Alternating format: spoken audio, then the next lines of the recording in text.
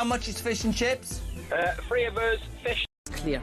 We are in an era of rearmament. To respond to the short-term urgency to act and to support Ukraine, but also to address the long-term need to take on more responsibility for our own.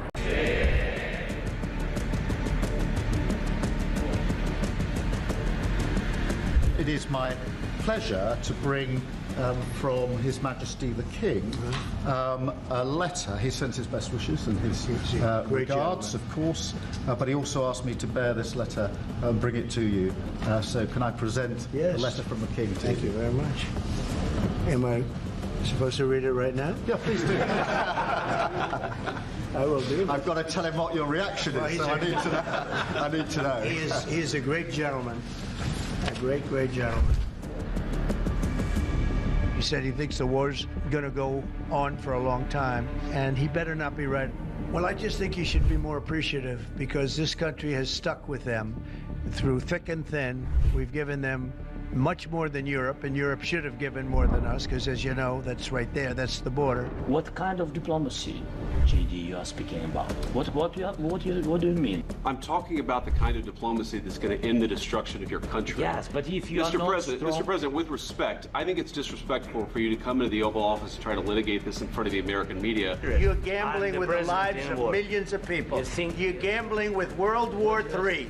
You're gambling with World War III.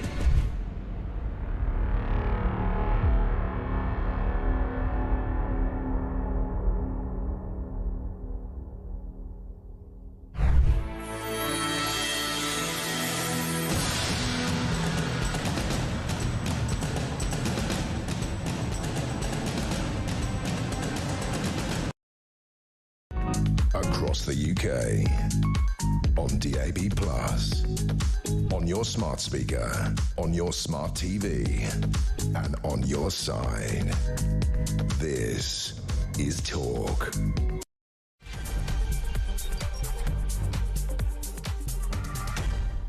A very, very good morning to you. This is Talk, the Home of Common Sense with me, Julia Hartley-Brewer. Thank you very much indeed for joining us here. It's just coming up to 3 minutes past 10 o'clock, and whether you're listening on DAB Plus radio or on your smart speaker, watching on YouTube or on your connected device, always great to have your company. Another lovely, beautiful spring day, but it is also apparently Liberation Day. That is what the US President Donald Trump is calling the day that he is unleashing tariffs, which he's going to announce from 9 o'clock tonight in the White House, 9 o'clock UK time. There'll be a lot of late nights, I think, bleary-eyed civil servants and politicians tomorrow, because those tariffs, we're told, are going to come in immediately. Well, if they're coming in immediately, it'd be nice to know what they were, wouldn't it? Well, we don't. It turns out no one in the White House even knows what they are. Only Donald Trump. He's said so far they're going to be reciprocal. If a country puts trade tariffs on us, he says we're going to give them equal trade tariffs back. Oh, but we're going to be better. We're going to be lower.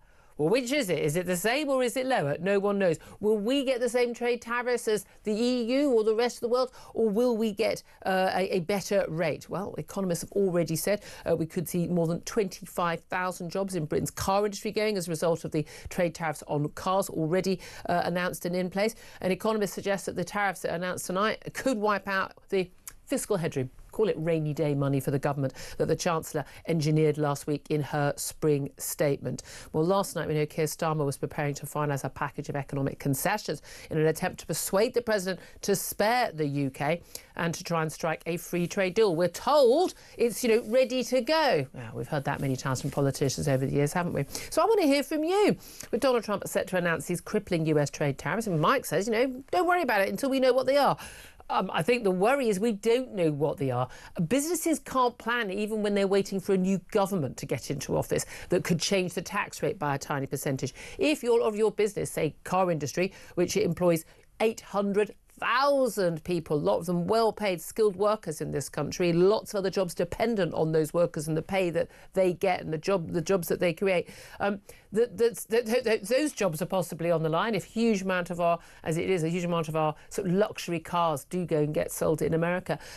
If that has a massive impact on individual companies, that is going to hit the economy, and that's going to hit the chances of any company making plans for the future. That has a negative whole sort of downward spiral effect.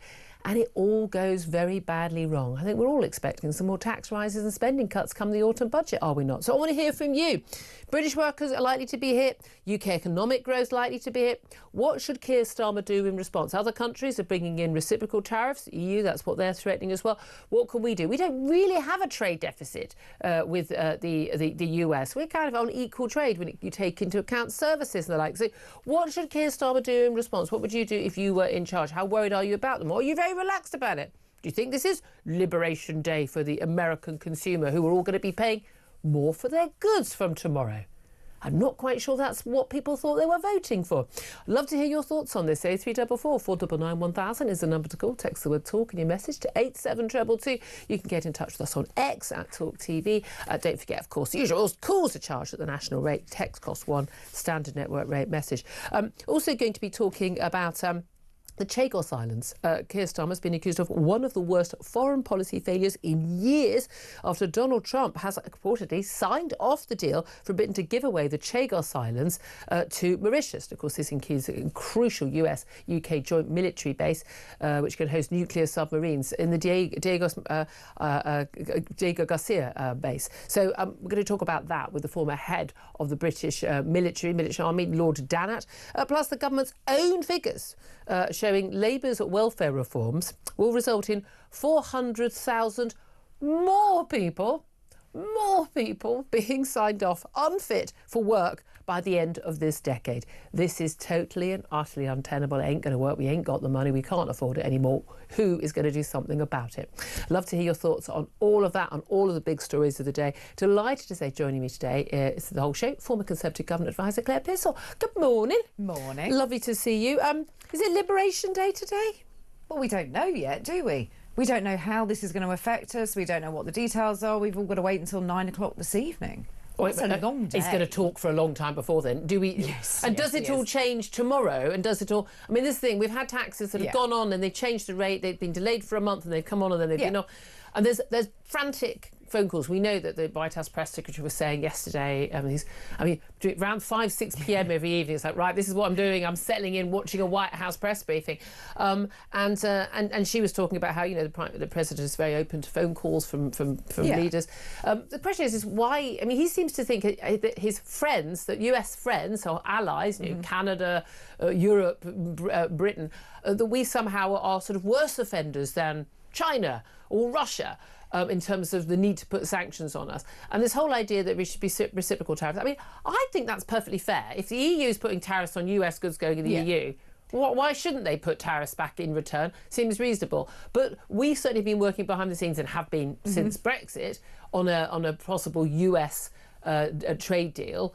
The question is what concessions we make over, pharmaceutical companies, the NHS, people are obsessed with chlorinated chicken. I know. You go on holiday to America, you have buffalo wings, you've had chlorinated chicken. Are you still alive yet? Well, get over it. And I'm sorry. But, of course, another threat to our farmers, that Australia trade deal, massive impact. Yeah. So, there are big impacts. Trade, there's lots of companies that don't trade with America, but there are a lot that do. A lot of big industries, like the car industry, 800,000 workers. There is a big concern that can kind of tip us over and to zero growth, we're almost there anyway, to minus growth, to recession. It will do, and potentially losing 40,000 jobs in the automotive sector, which is a hefty portion of those jobs. But I think we need to understand, are these going to be reciprocal tariffs? Yeah.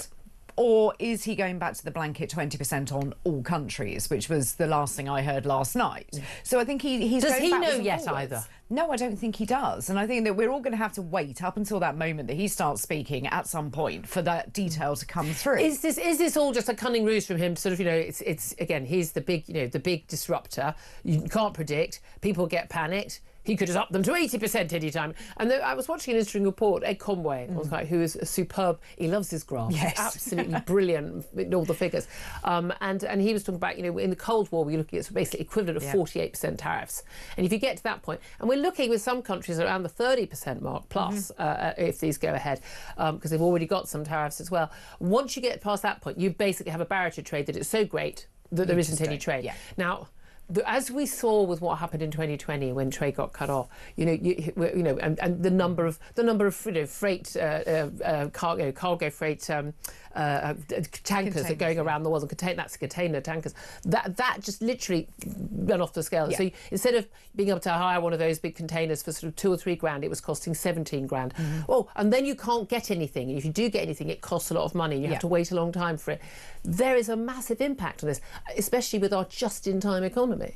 And I don't think people quite realise that. It seems a very dry subject. It's happening over there, away from us. How is it going to affect us? Next time you order something on Amazon, you might notice. Well, and that's the thing. Anybody that orders fast fashion, they're going to notice a change on that as well. We all like American products, sweets, things like that, that we take for granted. Yeah, what do we buy? I mean, that's the thing. I mean, we don't buy American cars because they're not very good unless you're buying one of the sort of the classic cars. That's why they buy ours. That's why they buy our cars and German cars and everything. So, but I mean, there is an argument that we could, if we as British consumers just say, well, okay, well, we're not going to buy a lot of your goods then. We'll buy cheaper goods from elsewhere. Reciprocal, because there is an element where lots of companies that would normally sell to America won't be able to sell those goods because they're 20% or whatever more expensive, and then they will be looking to sell in this country, in other countries. So we may see other goods. That, of course, could also have the impact of undercutting some of our domestic production. Absolutely, and I think that we need to look after our farming community, because I think that we are at risk if we start, like the EU, to make these changes to tariffs. We're going to affect our own farmers and our own produce makers. And I think that we need to be really careful with what we do. And I do think actually this sort of wait and see rhetoric from Keir Starmer's not a bad one in that respect. Not. It's all very well, the EU, Ursula von der Leyen being all sort of, big I am. Yeah, let's see how this works out. If you sell a lot more goods to another country, you haven't really got the power. One of the things I am worried about, that it's not just economic, is that actually we see economic sanctions as a crucial part of diplomacy and of warfare now, in terms of economic sanctions on Iran, economic sanctions on Russia and the like. Think about economic sanctions. They're an extension of national power. They only have power if people want to buy your stuff. Okay. One of the reasons why America wants to, keep control of the global oceans and is concerned about China seizing by military or any other way at Taiwan is because they want control of the South China Seas. There's massive, very, very important routes for shipping. Your trading power, your economic power is crucial to your military power, as we know with our absolutely hopeless economy. Let's put more money in defence. Well, we haven't got any, So these things are all massively tied in.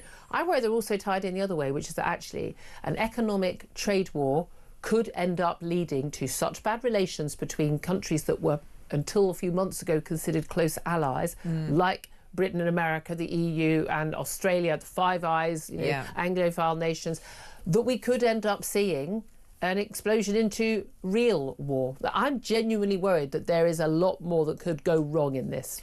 And I think you're right, and there is. The international implications of this are enormous, and the strategic importance of places like Greenland can't be underestimated.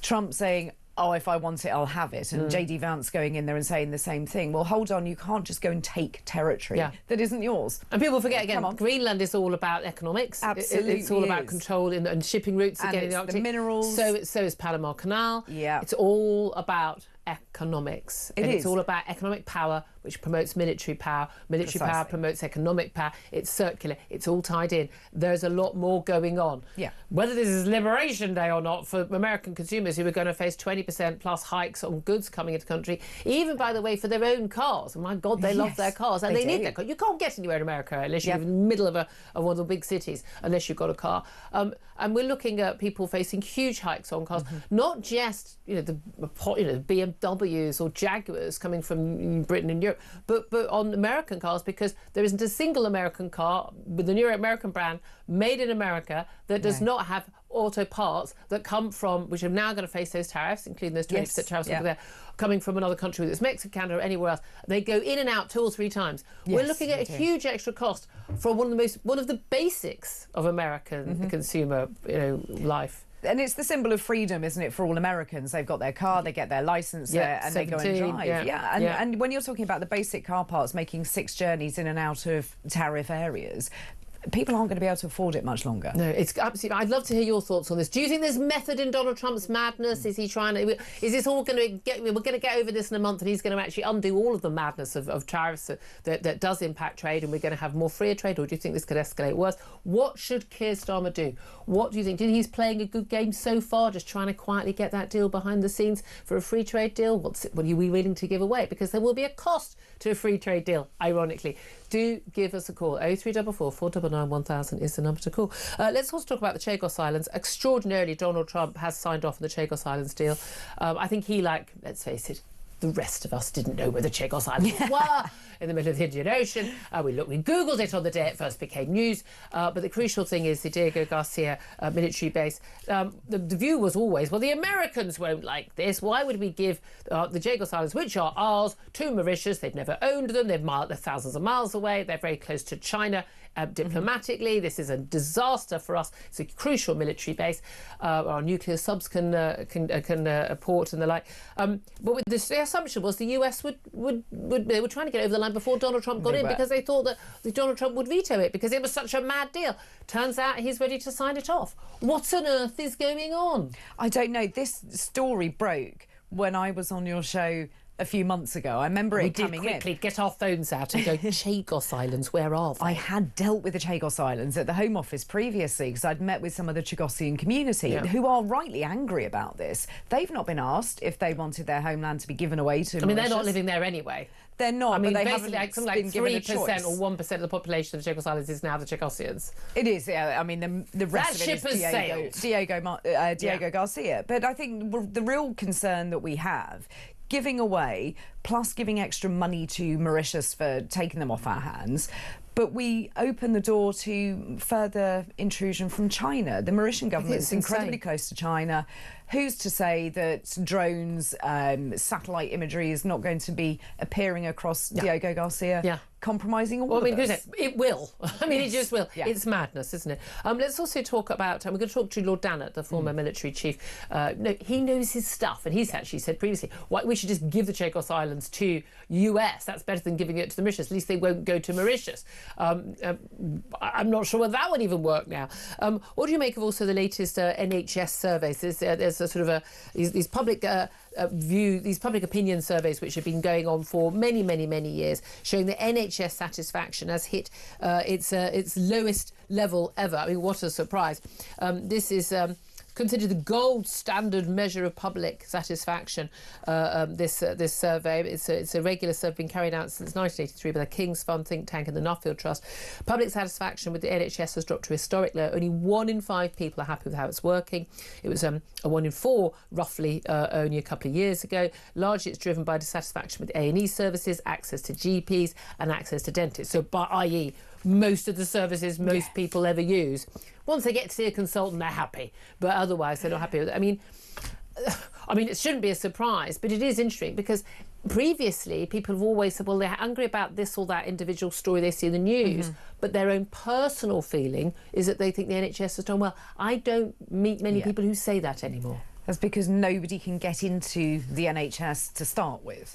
If you try and get a GP appointment, it's nigh impossible. You have to run a gauntlet of e-consults or online systems and then receptionists. So you can't get into it in the first place. And I think everybody's attitude towards the NHS has changed since COVID. Before that, we were quite rightly proud of the system that we had. It may not have been perfect. I wasn't quite rightly proud of it even before. It may not have been perfect, but most people had a pretty good experience. Yeah. When you're actually dealing with the individual people, always lovely doctors and nurses, I mean, well, most of the time, you know, and you feel like once you got in, you've got a good service, and you felt some sympathy for them that they were working in a difficult circumstance. That's right. And then after COVID, where nothing has returned, the services appear worse. You can't actually criticise it because then you're told, oh, well, you mustn't do that. It's a bastion of being British. Don't stop us. Absolutely ridiculous. I think that ship, again, phrase of it, the ship has sailed. I think people are now realising when you look at what's happened in other countries and things, their health systems did not shut down for everyone other than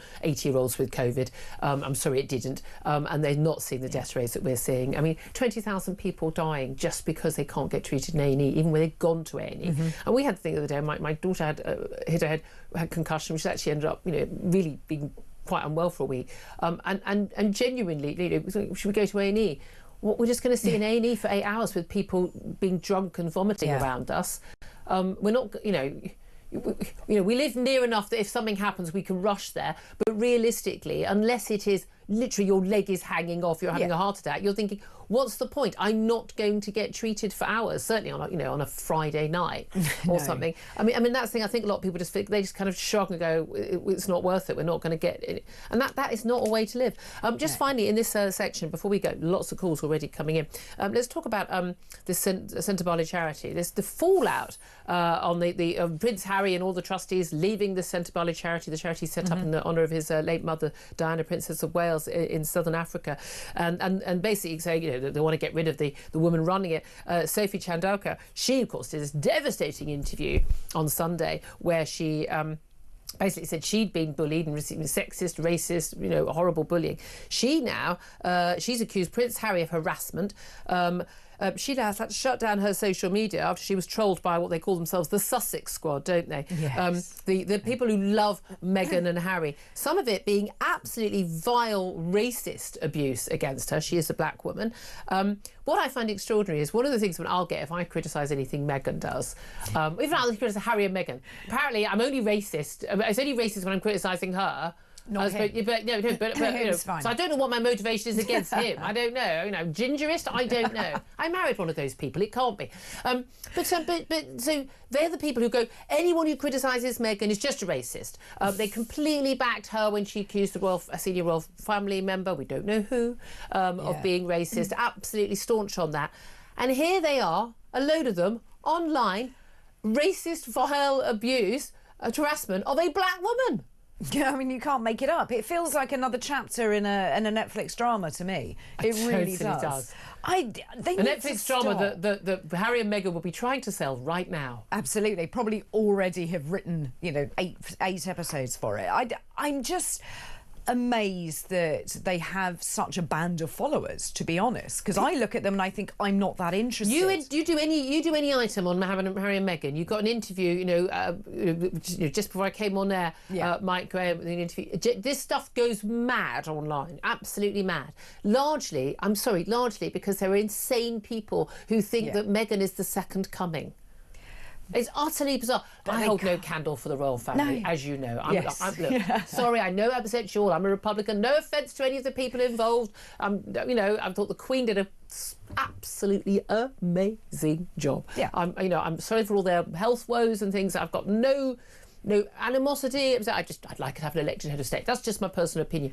But I find the obsession that some people have, and nearly always it's the people who are obsessed with people like Harry and Meghan or Kate, that actually put pressure on these people who are trying to otherwise live a fairly normal life. I mean, I just wish Harry and Meghan had done what they said they were going to do, which was just sod off to America and live a private life. Shush! Just shush! Bye-bye. No one's interested. No one cares where the charity boss stands when you're handing a completely, utterly pointless, stupid, massive trophy to your husband for playing a polo, a game which, only 5 rich people from aristocratic families and top boarding schools play. No one sodding cares. You know why she was upset? She was upset because Sophie Chandauka had the same dress on as her. She had a glamorous white dress. That's what she didn't like.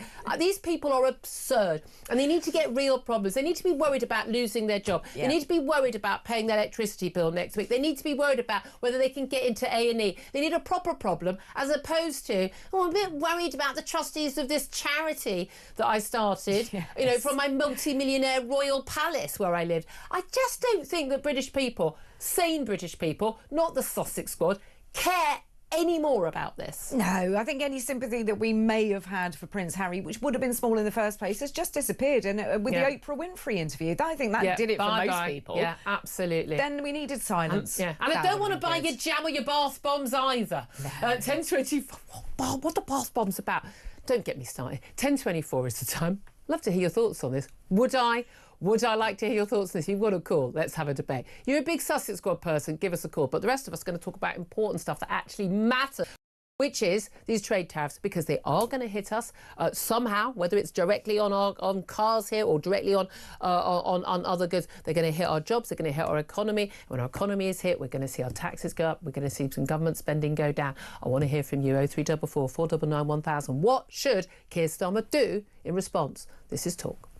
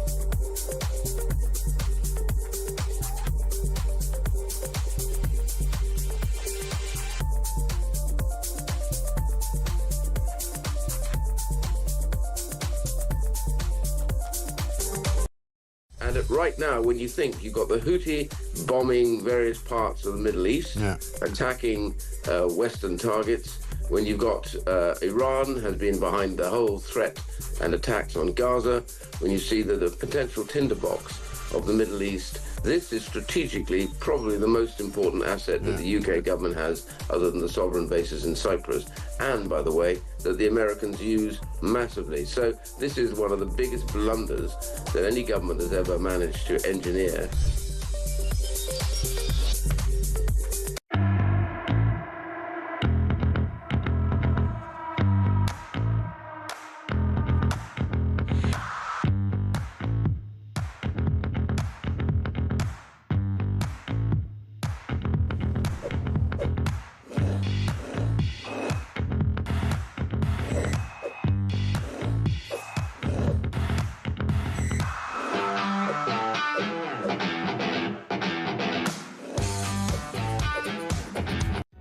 Across the UK, on DAB+, on your smart speaker, on your smart TV, and on your side. This is Talk. This is Talk, the home of common sense. 10:28 is the time. Just by the way, some breaking news for you. Heathrow Airport bosses have been, well, the Chief Executive Heathrow Airline Operators Committee, Nigel Wicking, has been being questioned by MPs on the Transport Committee in the House of Commons. And Heathrow Airport bosses were warned about a potential failure at the electric substation less than a week before that major power outage closed the airport for a whole day, they have heard. They have been raising issues of resilience after cable and wiring took out lights on a runway, and they were warned about this. But why didn't they arrange better backup? When, I mean, tens and tens and tens of thousands of people had their flights affected. We'll get to more of that later in the show. Right now, let's get to your calls about these US trade tariffs, bizarrely called Liberation Day by Donald Trump. They're going to be announced at 9 o'clock this evening. 0344 499 1000. I want to hear from you. What do you make of them, and what should Keir Starmer do in response? Let's go to Derek, who's in Manchester. Hello, Derek. Hello, Julia. Hello. Hiya. I just do not understand why all the fuss about what Donald Trump's doing, because really and truthfully, he's obviously trying to get industry to come back to America because of years of other politicians destroying it, just the same as they have done in this country. Yeah. I remember back in the sort of 70s when we had massive engineering firms all over this country. We made stuff throughout the world. Some of that stuff is still running in places like India. And now what have we got? We've got absolutely nothing. We've got call centres and nail bars, mate. That's our entire economy now. Yeah, because of bent politicians who took backhanders to sell our country right down the river. And that's what the problem is.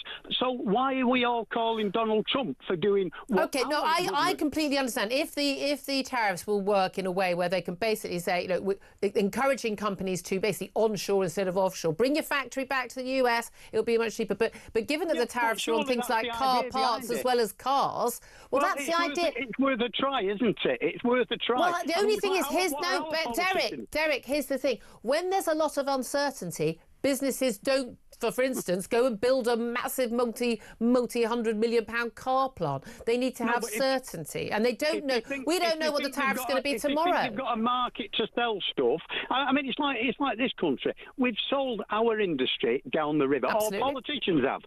You know, our politicians, and I'm sure they've all had backhanders for what they've done to I don't think country. they've had backhanders. I just think they genuinely don't understand the importance of manufacturing jobs.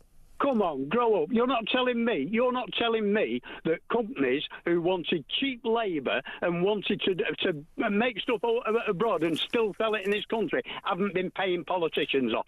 Because wait a minute, but why did they have to pay a politician off for that? They just moved their factory. They just closed their factory down and moved to India or China.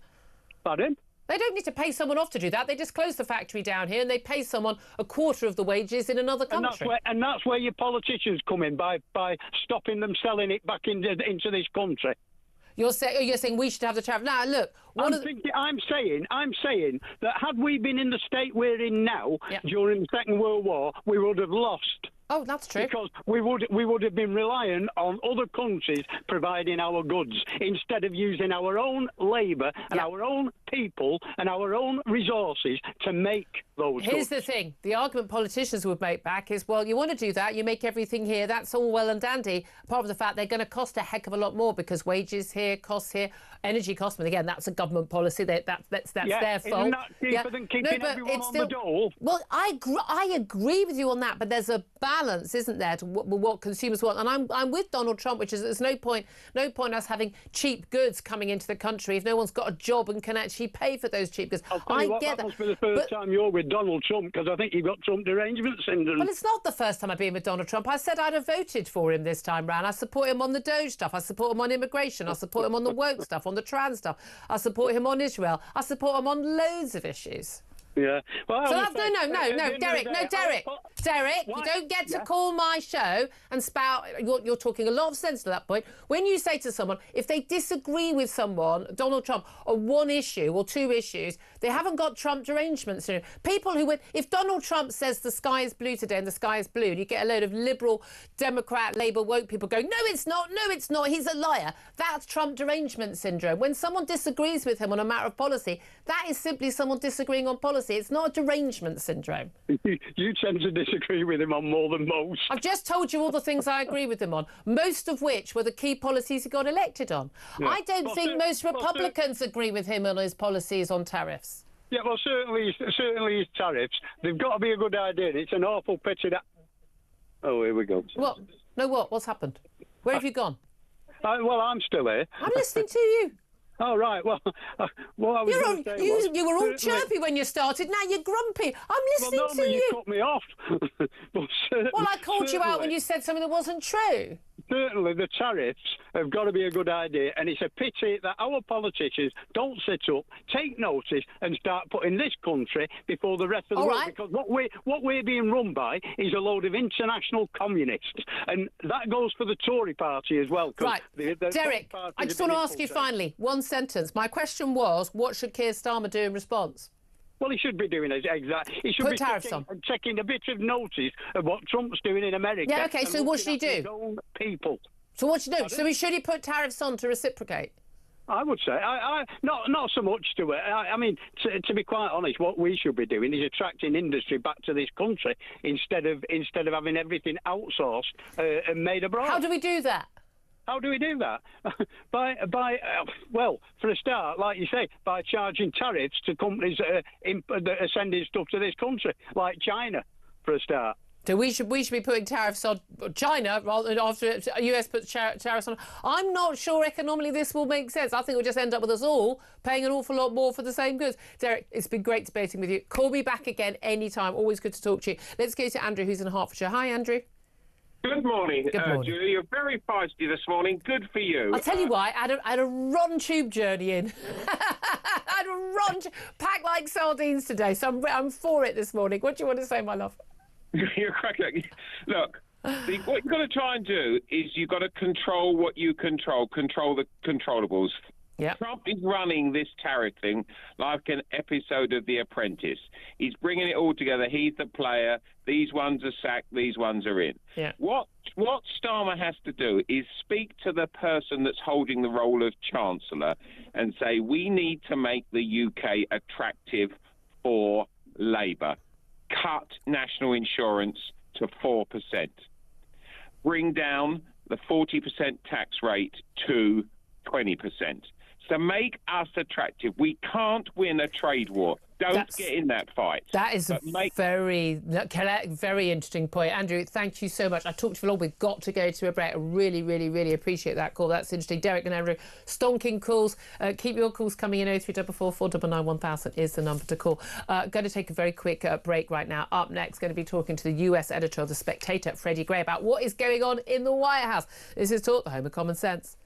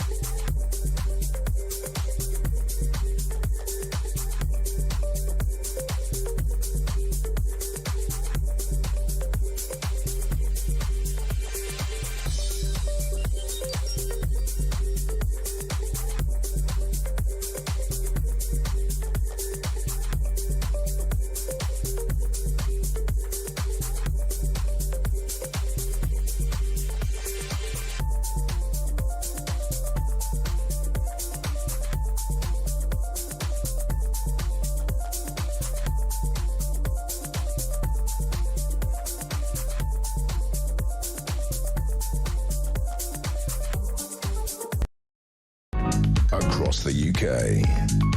On DAB+, on your smart speaker, on your smart TV, and on your side. This is Talk. This is Talk, the Home of Common Sense, coming up to 10:38. Let's go straight to Freddie Gray. He's a deputy editor of The Spectator and also their US editor, and joins us now. Very good morning to you, Freddie. Good morning, Julia. Happy Liberation Day. Yeah, exactly. This is the thing. Why is Donald Trump calling it Liberation Day? We know at 9 o'clock UK time we're going to find out, we think, what these tariffs are going to be, which countries are going to affect, what goods they're going to affect. We don't know yet. By all accounts, no one in Downing Street knows yet. By all accounts, not many people, if anyone other than Donald Trump, knows in White House either. So what do you think's going on? Well, I think there's a lot of ambiguity, and that's the big problem here. Is it strategic ambiguity? I think it is strategic. I mean, there are various schools of thought. Two simple ways of putting it is one is that these are negotiating tariffs. He is driving the world markets into complete panic in order to secure what he wants from various nations, and that he might relent slightly this evening. The other is that he is dead set on resetting the global financial system, on undoing decades of neoliberal economic order. If the latter is the case, we're in for an extremely disruptive period and possibly a recession. And I don't make any moral judgments about that. I think there may be an argument that the neoliberal economic order needs resetting, that we do need all that onshoring that your caller just there was talking about. But the ambiguity is the problem at the moment, certainly for people talking about it. The uncertainty, and again, it's all very well. I completely understand the urge to sort of like get companies, and this happened actually a lot in his first term in office, bringing tax benefits for companies, forget Mexico, come back to America, make your products here, provide those jobs. There's no point having loads and loads of cheap goods coming in from China or Mexico or anywhere else if you haven't got a load of people who've got decent jobs who can afford to buy them. So I do get that. And again, I completely agree with Derek, my caller there, talking about the need to, to bring these jobs back to the country where people are buying them. The reality is, though, we do live in a very interconnected world. I think the lockdown and the problems there showed us that actually the just-in-time economy we were living in didn't always work and was very, very vulnerable to the tiniest shock, even if it's just one part of the system. And we know certainly, car manufacturing. I think we've absolutely flabbergasted most of us by how many goods come from how many different parts of the world and travel in and out of America and in and out of Britain to make those goods. The reality is, though, the cost to not just the world economy, it costs to us, costs to jobs here, car manufacturing and other jobs if we do get recession, but also to Americans. Where are the Republicans on this? Democrats just hate everything Donald Trump says or does, no matter what, even when he's talking sense on things. But surely the Republicans, who are in favour of largely free trade and lower tax, surely they are, the Republican rump, are pretty horrified by this.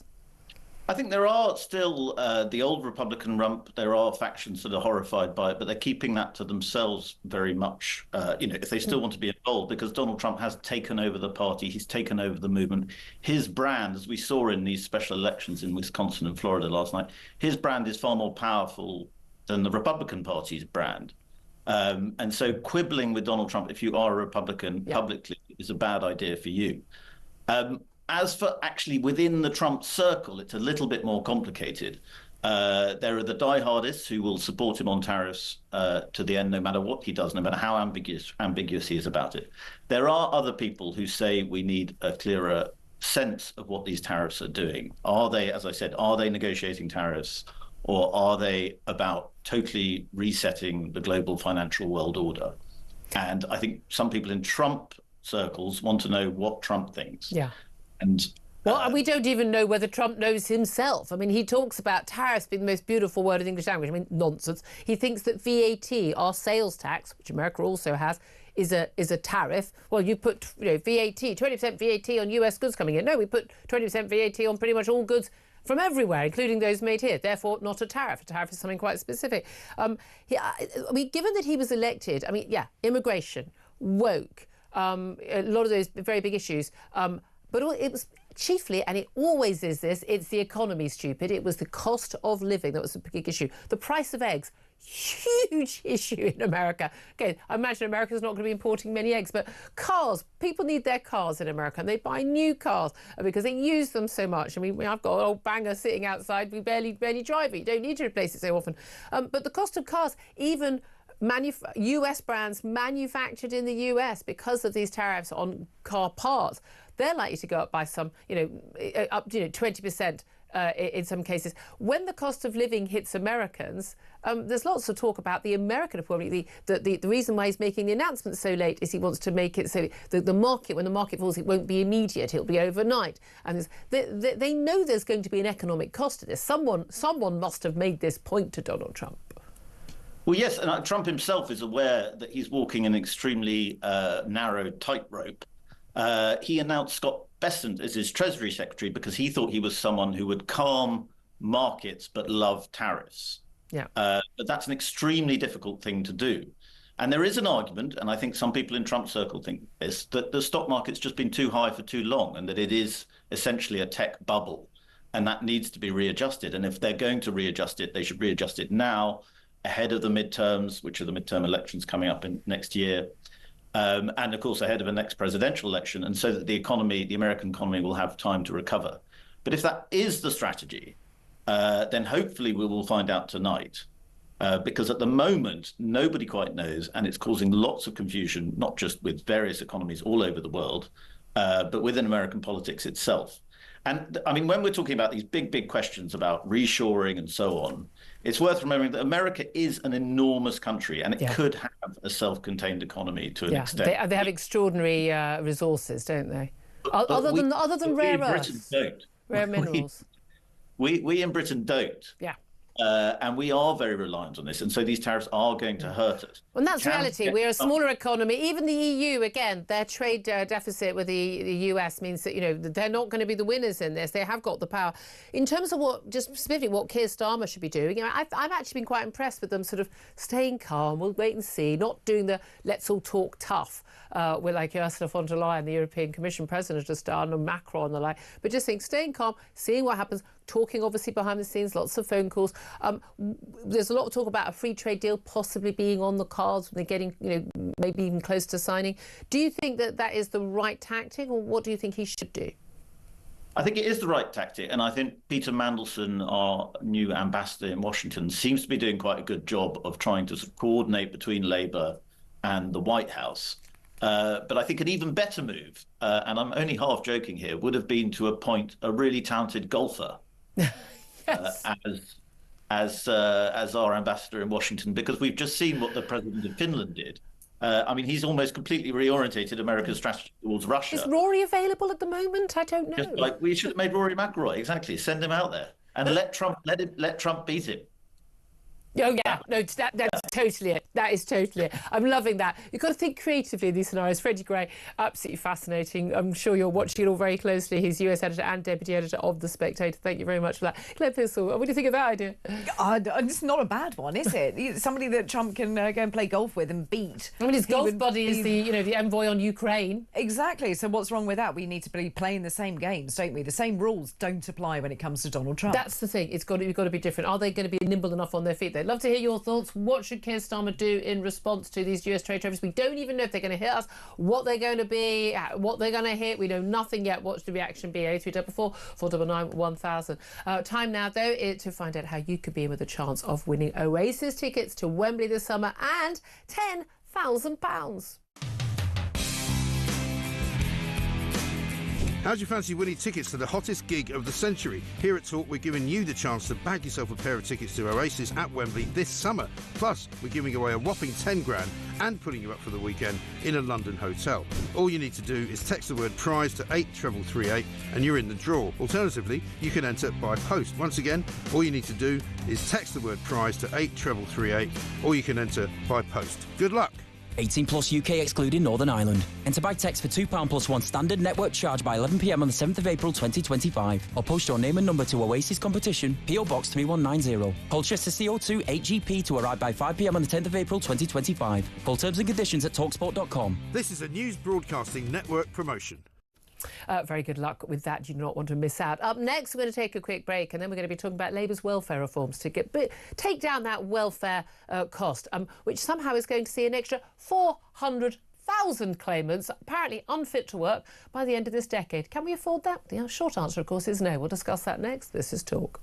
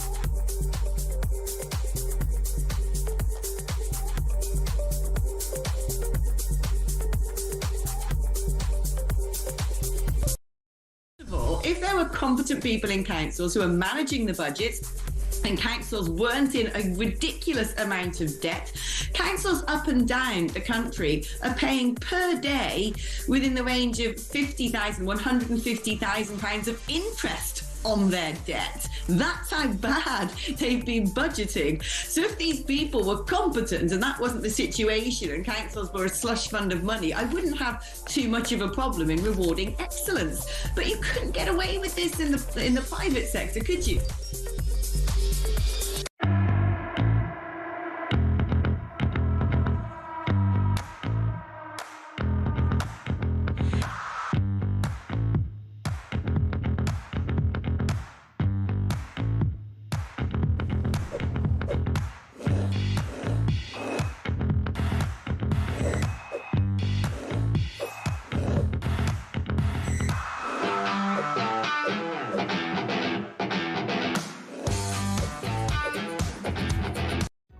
Across the UK, on DAB+, on your smart speaker, on your smart TV, and on your side.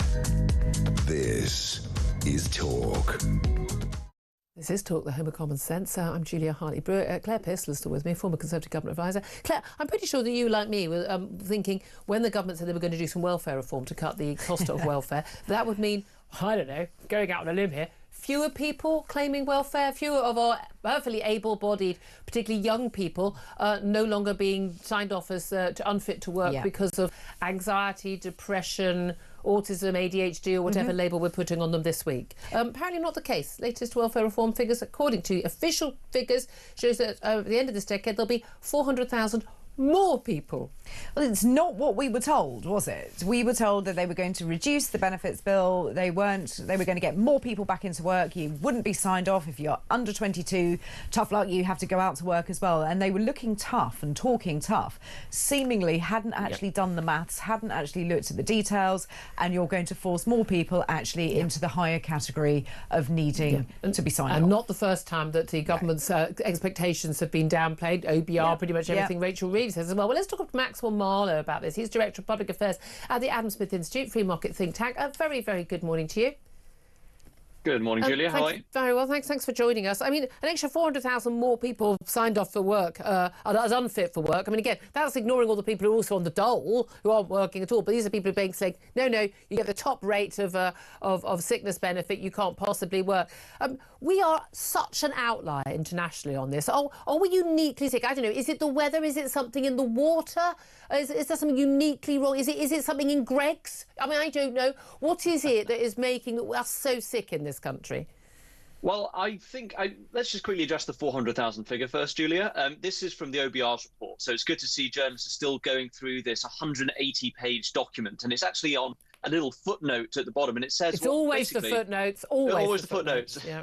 Well, that's the thing. So at the bottom of this, in this footnote, it says that because they're getting rid of the work capability assessment, which was brought in by the Tories during their welfare reforms, basically it's going to be a little bit less strenuous in terms of getting people onto disability benefit. So therefore, we'll see 400,000 extra people. But the OBR still are saying they'll cut their disability benefit by about 5 billion by the end of this parliament. Now, I think the reason I think the reason for this, though, Julia, is the reason we're so sick is because the NHS just has stopped working, and our disability benefits are too generous, and therefore it's just much easier to be on the dole than it is to be in work. And it's typical of a completely broken economy and a completely broken welfare system. And it looks like Labour have made a bit of a dog's dinner about trying to reform it. It certainly has. Again, they'll be so wary. The thing is, they got all the bad publicity about being, cruel to people on benefits, but they're not actually going to make the saving. I mean, at least make the saving if you're going to get those headlines. I mean, you say the NHS stopped working. We're often told it's because people can't get treatment. It's one thing if somebody, I work as a builder and I've broken my leg and I'm waiting for my operation or back, a knee operation or something, and I can't go back to work until then. OK, that makes sense.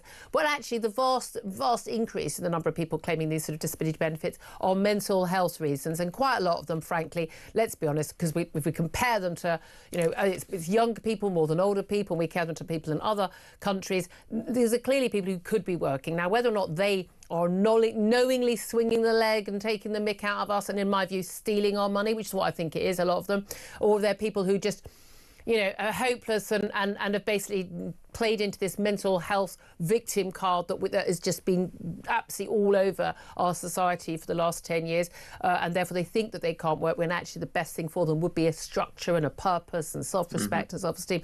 We don't know. But, the idea that these people is because the NHS can't work, I think, frankly, is a load of nonsense. And if that is the case, then, it'd be cheaper to spend 10 billion quid now on getting every single one of these people seen by a therapist and a counsellor and dealing with it right now than it would be having them on the dole, having them on sickness benefits for the next 20, 30 years, wouldn't it? I completely agree. I think there are three main things you have to look at, Julia. So the first thing is this affects women more than men when it comes to the assessment. So that's an interesting insight. So very much not the adolescent ball game that obviously the Prime Minister has been tooting around. Yeah. The second thing is the effects of the pandemic. We're still feeling them. And it's mainly young, as you say. No, we're not. No, I'm stopping there. We're not feeling the effects of the pandemic. We're feeling the effects of lockdown. Oh, there we go. Two different things. Thank you for correcting me there, Julian. You're totally correct. Yes, this is government-imposed lockdown, which has ruined a lot of young people's mental health. Yeah. As a young person who was affected by it, my mental health is still fine, but I know lots of my friends are still feeling those effects. And the third thing, actually, I will say, the waiting list to see CAMS, for example, the Child Adult Mental Health Services, we're talking waiting lists of 1.5, 2 years. Yeah. So I completely agree with you that we should spend all that money now. But this is a conversation to have with the Treasury and the in-year spending limits, which the Treasury love to throw around and say, we can't spend any more, no more spending commitments, we're out of money. So I agree. Do you know what I'd like to do? I think we should have mental health boot camps, like group counselling that is available. Like, OK, we're going to get people along, we're going to talk about things, AA or drugs counselling, and just genuinely, everybody, we're going to get in a room and we're going to talk about, why you're going to be better off going to work and why this does work. But again, I think so much of it, I think it's a parenting issue. I think it's a media issue, a societal issue.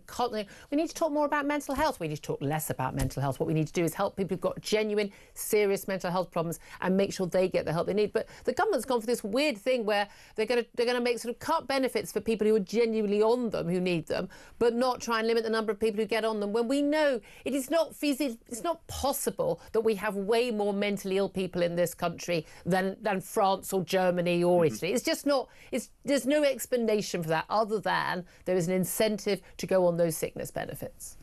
Absolutely, yeah. I mean, these benefits are, we're only saving $5 billion, but but these are the amount of research I've seen, Julia, about it's just much easier to just sit on the dole, watch Netflix, play some video games, than get up early in the morning, go and work a good, honest day's work, and start a career and keep going. It's crazy. No, particularly for young people, and I see this attitude all the time. It's like, well, why should I?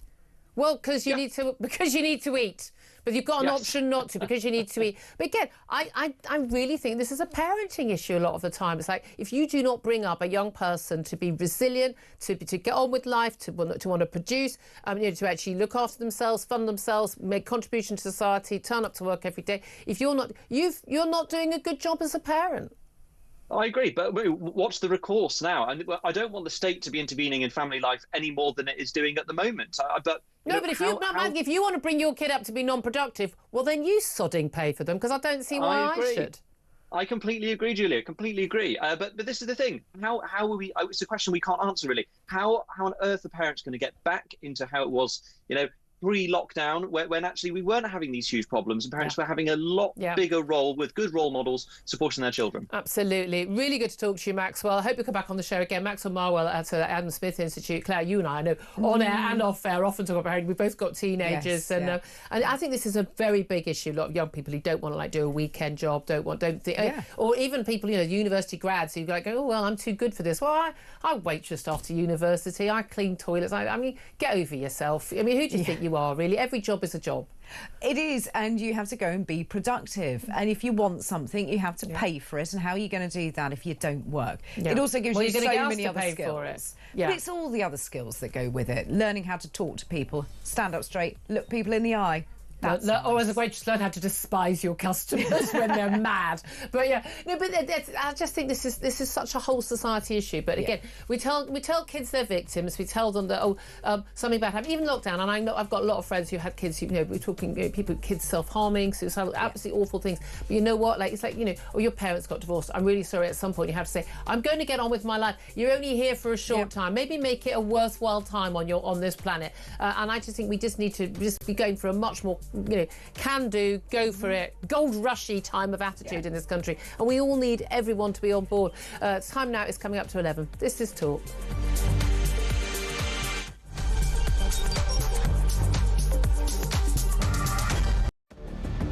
I can announce this government will begin the biggest sustained increase in defence spending since the end of the Cold War.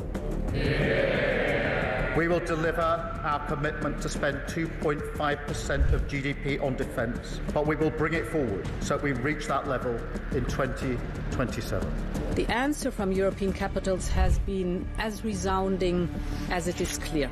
We are in an era of rearmament.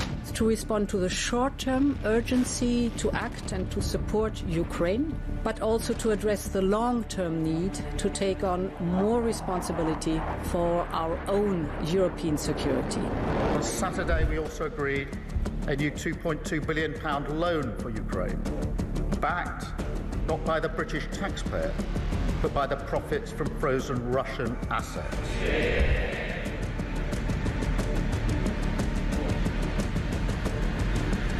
It is my pleasure to bring from His Majesty the King a letter. He sends his best wishes and his regards, of course, but he also asked me to bear this letter and bring it to you. So can I present the letter from the King to Thank you very much. Am I supposed to read it right now? Yeah, please do. I will do. I've got to tell him what your reaction is, so I need to know. He is a great gentleman. A great, great gentleman. He said he thinks the war's going to go on for a long time, and he better not be right. Well, I just think he should be more appreciative, because this country has stuck with them through thick and thin. We've given them much more than Europe, and Europe should have given more than us, because as you know, that's right there, that's the border. What kind of diplomacy, JD, you are speaking about? What do you mean? I'm talking about the kind of diplomacy that's going to end the destruction of your country. Yes, but if you Mr. President, with respect, I think it's disrespectful for you to come into the Oval Office and try to litigate this in front of the American media. You're gambling with the lives of millions of people. You're gambling with World War III. You're gambling with World War III.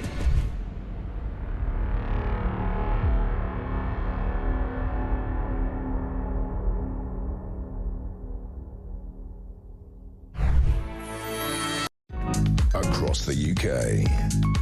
On DAB+, on your smart speaker, on your smart TV, and on your side. This is Talk.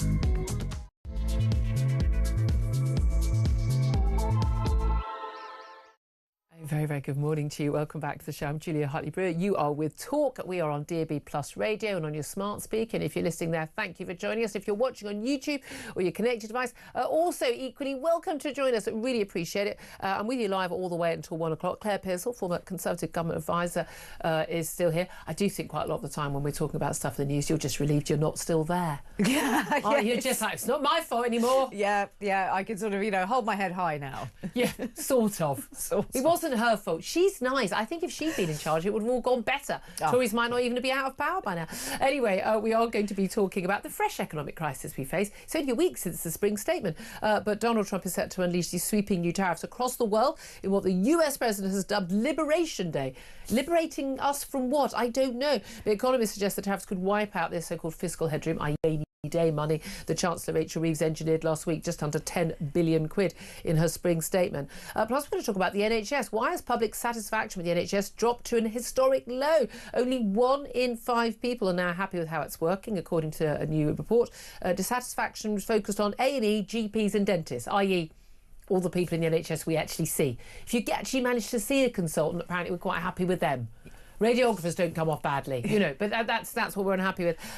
Is it the beginning of the end for the NHS? I mean, that's the reality about this, because all this whole thing is based on us all believing the NHS is the structure that we want. We'll talk to Roy Lilly about all of that. Plus, Keir Starmer is accused of one of the worst foreign policy failures in years after Donald Trump, we are told, signed off the deal for Britain to give away the Chagos Islands to Mauritius, ceding Diego Garcia military base, although we're going to lease it back at huge cost, even though we own it right now. This is insane anyway financially. Is going to have influence of China around it because Mauritius is very close to China. Absolutely extraordinary story. Thank you. We're going to talk about all of that. Thank you also to you for joining us and your calls coming in thick and fast about Donald Trump's US trade tariffs today. I want to know, what should Keir Starmer do in response? These are going to hit British jobs, British exports, British balance of trade. There's going to cut our economic growth, could tip us into recession. It certainly could mean extra costs on the budget and of the country. That means we're looking at more spending cuts, more tax rises, more costs on interest and loads. There is an impact. You might think this is just something happening over there. I don't work for a company that makes cars that sell to America. What's it got to do with me? I hate to tell you, it's going to have a lot to do with you. It's going to have a lot to do with all of us. So what do you think that Keir Starmer should do? Give us a call, 03444 499 1000. Text the word TALK and then your message to 87222. Get in touch with us on X at talkTV. Calls are charged at the national rate. Text costs £1. Standard network rate message. Breaking news we had in the last hour. You would have heard more in the news. Heathrow Airport bosses were warned about a potential substation failure less than a week before that major power outage closed the airport for pretty much an entire day. 200,000 passengers were actually affected by that. The chief executive of Heathrow's Airline Operators Committee, Nigel Wicking, he's told MPs on the Transport Committee in the Commons that he raised issues about resilience way back on the 15th of March after cable and wiring took out lights on a runway. And he said, I'd actually warned Heathrow of concerns that we had with regard to the substations, and my concern was resilience. And he basically said that they could have actually been up and going back, certainly Terminal 5, as early as late morning on the day of the closure. I think it was a Friday where it happened. And so they could have got back up, but they basically didn't have the resilience. Just on that issue, Claire, and again, just a sort of it does appear really early on that this was a big failure of management. The Heathrow Airport boss has apologised for the shutdown. Massive impact on the airlines, which of course had to, they had to pay for rerouting flights, huge costs for that, extra payments for the people who were stranded, the cost of hotels. Giving people their money back. It's a massive multi-million-pound cost. Big cost for the airport themselves as well. Massive disruption to business, to tourism. There might be people going away, for their wedding or a birthday or a major business deal who couldn't get away. People trapped on the other side of the world who wanted to get here. And it just seems to me that this is just an airport that's just not operating in the 21st century. comes to something where you've got one substation for a major international transport hubs, yes, but only one of them was actually working, and they hadn't looked at what their resilience was going to be if that hadn't, if that failed. What do you do next? How do you keep everything running? So I think essentially they could have had a T-cart still running, but the rest of the airport completely shut down. And they said, well, we had to shut things down, and then we had to reboot them safely. Yeah. Could we have done it a bit quicker? And again, I'd love to know how many of the people who were supposed to be in those jobs were working from home that day. They didn't turn up very quickly, did they? Yeah. Well, the boss went home to sleep overnight, and again, a lot of people going, was that the right decision? Yeah. But there we are. I'd love to hear your thoughts on that as well. 0344 499 1000. Does that pass muster for you? I mean, we live in a 24/7 world. I'm not sure that does. Right now, let's get back to the tariffs. Talked a lot about those already. A lot of calls coming in on the tariffs. I mean, it's quite interesting. Politico, they sent out a morning email, and they're saying, this is sort of like for Donald Trump, it's at 4 p.m. US time or Eastern Standard Time. It's going to be 9 p.m. for us. That basically this is sort of, the season finale of The Apprentice in terms of how he's announcing these tariffs. We know he's going to announce tariffs around 9 p.m. tonight in the White House. We don't know which countries they're going to be on. We don't know what the rate will be. We don't know whether it's a different rate for different country. We don't know if we're impacted or not. We don't know if they're going to, as we're told, happen tomorrow or immediately or in a month, or whether they'll last a day and what we can do in response. Apparently, he's been open to phone calls from leaders of the other countries. We know Keir Starmer has been in touch. We know there's a possible free trade deal, possibly looking like it's close to being signed with the Americans. What would you do if you were Keir Starmer right now? I think I'd be getting on with my day, because there is nothing you can plan for at the moment. A lot of work will be going on in the background as to what the impact of varying different scenarios will be on the UK. So we don't know if it's 15 countries being hit. There's talk about the worst offenders. We don't even know if we're on it. We don't. We have no idea or if the we're on EU that. is one country. What counts as Are one? they splitting the EU up into separate countries?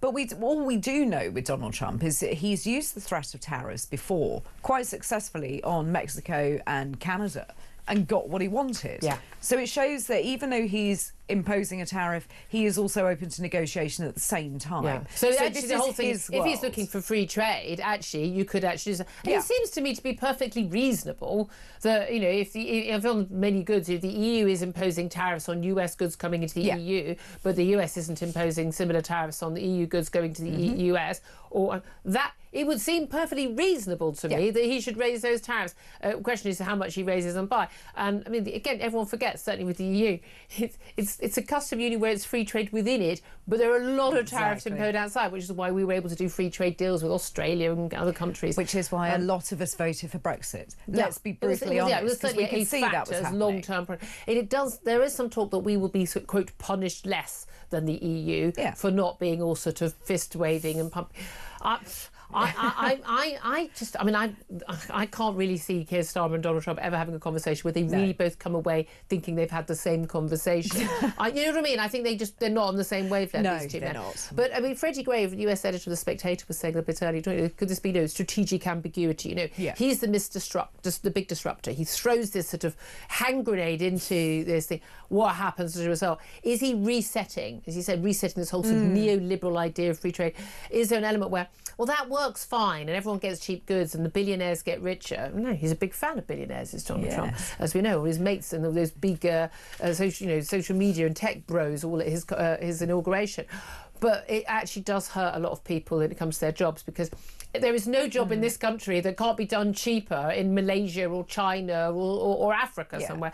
So, if you ship everything out, well, that's great. We can get loads of goods coming in really cheaply, but none of us have got any money to pay for them because we haven't got any jobs anymore. So there's a balance to be had there. But the question is where the balance is. And an awful lot of people making decisions in this country and in America over the years are people who don't work in manufacturing. They don't make anything. They don't value those what regard as working class jobs. By the way, a lot of those people are skilled labourers who have damn sight more skills and earn a damn sight more money than a lot of the media graduates who are making the decisions. But they don't get valued because the people making the decisions in Whitehall, They don't come from those families or those areas, those communities. They don't know anyone who works in those communities. They don't understand how important those jobs are. They don't, and they look at things like the steel industry and they don't understand that shutting down a steel mill is going to cause enormous ripples across not only that community but the rest of the country and internationally. And we're only looking now... And affect our ability to defend ourselves, ability to make virgin steel. Exactly, and that was the next impact on it. And you sort of think, well, with defence, this is where we need to be very, very careful. It's slapping tariffs on and knee-jerk reactions because we don't know what the end game is for Donald Trump. So I think we have to be a little bit staying careful. calm, keep your gunpowder dry and see where we go and see if we can get away with it. And again, at the end of the day, we don't have a big trading deficit with the United States. No, we don't.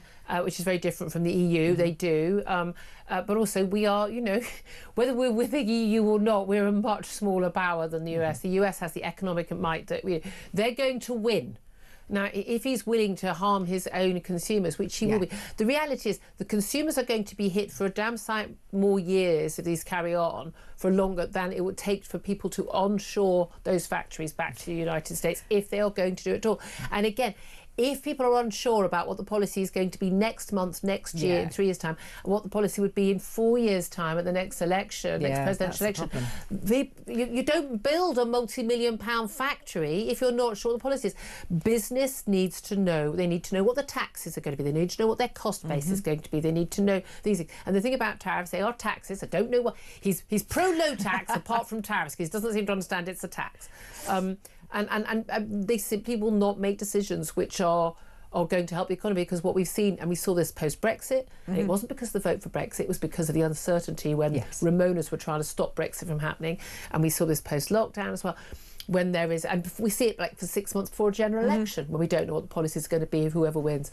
The businesses sit on their hands, they don't make decisions, they don't invest. That has a knock-on effect on our economy that lasts for years. It does, and I think one of your callers earlier, Andrew, had it right, that why aren't we looking now at lower taxes, making it more easier for business to set up, making red tape disappear, red tape. All of that we need to start looking at, because you have to take a hit financially if you're going to lower the taxes. You're not going to be able to afford quite as much welfare as you'd like. But you have to look at what your future's going to be. And if we aren't looking at manufacturing, we're not looking at the tech industry, and we're not looking at things like nuclear, then what are we doing as a country? But also, I mean, the number one thing for me, again, I think we need to cut some of the higher taxes, certainly taxes on jobs. Tax on profits, I've got no problem. Rich people need to pay their fair share. But you need to make it easier for people to take risks, to go out, again, no one in the Labour government has taken the risk of, giving up a job and setting up a business, mortgaging their home and setting up a business, employing people and taking that risk. And so they'll be going, why should these people be getting this lower rate of tax? There's a reason why they do, because it's a reward for risk, because when it all beeps up, they end up paying. And that's why you do reward that risk, because those are the people that end up running the big companies, that end up employing an awful lot of people and paying a lot of tax. And you need to encourage that. And we are a nation of entrepreneurs. We're a nation of great inventors and entrepreneurs, and we come up with so many amazing scientific and medical and tech breakthroughs. But people don't stay here with them. They sell them to the Yanks, or they move there themselves, because you can make bigger money and you can do it. We also need to tackle high energy costs. Now, that is a deliberate government policy. It's quite deliberate, Tories and Labour, to make our energy costs, what they are doing categorically has made our energy costs too high. You're not going to keep manufacturing with high energy costs. It's not going to happen. Same's happening in Germany. They've had a magnificent manufacturing base that basically has financed the whole of Europe for the last 4 decades, but they haven't got it anymore. That is going to be a problem for Europe, and it's a problem for all of us. These things seem so basic to me. They really, really do. But all the things that would actually work in terms of our economy, they are completely opposite of what Labour want to do. Because Labour think that they've got some kind of idea of what they want to be. They don't. They're messing around with they think public sector and regulators can create jobs. They literally don't even understand how basic economics works. They've put some words together in a sentence. That's all they've done. They haven't understood what they mean. Another new quango? Set a new quango. Why don't you set up a trade quango? I mean, it'd be great to get a trade deal. We don't need a trade deal. We just need to not put stupid tariffs on. Again, as I mentioned earlier, one of my big concerns is whether this escalates into bad relations between countries that have been allies, democratic, liberal nations, and it all goes very horribly wrong, and we end up as enemies, not friends. That is when things will go very, very, very wrong. We live in a very dangerous world, and we need to all be sticking together on this. Let's also talk about France admitting they must do more to stop small boats, and even talking about maybe taking illegal migrants back from the UK. I mean, this was, I thought, is this one of those April Fool's stories I hear so much about? But apparently not. And this is just an extraordinary story where, you know, French ministers admitted that, we shouldn't be just following these boats into harbour, you know, following them across to the Channel and waiting for the Brits to take over.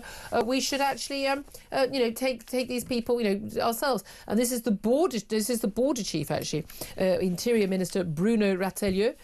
We have to deal with the crossings. Up until now, we considered it to be a French doctrine that we would save people on the seas, but we would take no risk whatsoever. So we would accompany the people on the boats. He said, I've seen a number of videos where I should be doing the accent, shouldn't I? I've seen a number of videos where the taxi boats come close to the coast to pick up the migrants in water. That's not very deep.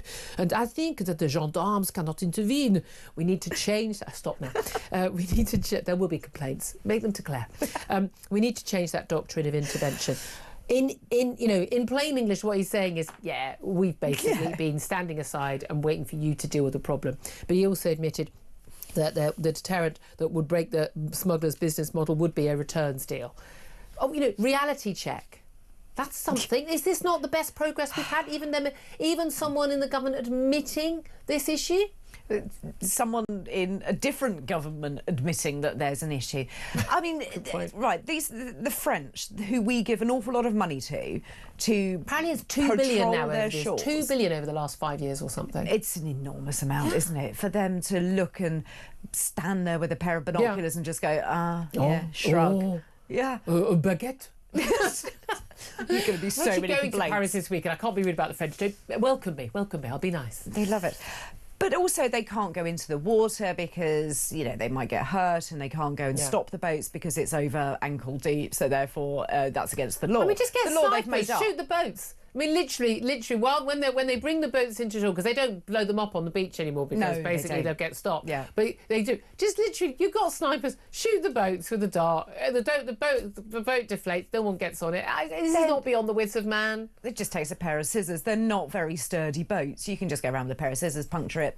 Yeah, job done. You can do that. We used to holiday in Cornwall every year. I punctured enough dinghies over the years. I was going to say, let some teenagers loose on exactly. it. They'll be gone, absolutely gone, wouldn't they? Put teenagers in charge of this. That could be a job creation scheme, couldn't it? Well, there you go. Some British teenagers over onto French beaches. Too much effort. Oh, I think my son will be too much right effort. There's something on YouTube they want to watch.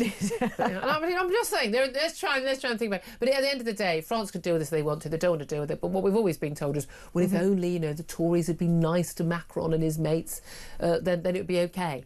But funnily enough, 9 months in, still not okay. Still not okay, and they're looking at some really strange situations with French elections at the moment. Nobody knows what party is going to come in. Nobody knows who's not going to be arrested when it comes towards the election time. So I think that people are looking after their own jobs now, and some people, like this particular individual, wants to look as if he is, material for the next government coming. Absolutely. Can we also, just finally, because I want to go to lots of the calls as well, but and also we're going to talk to Roy Lilly about NHS satisfaction.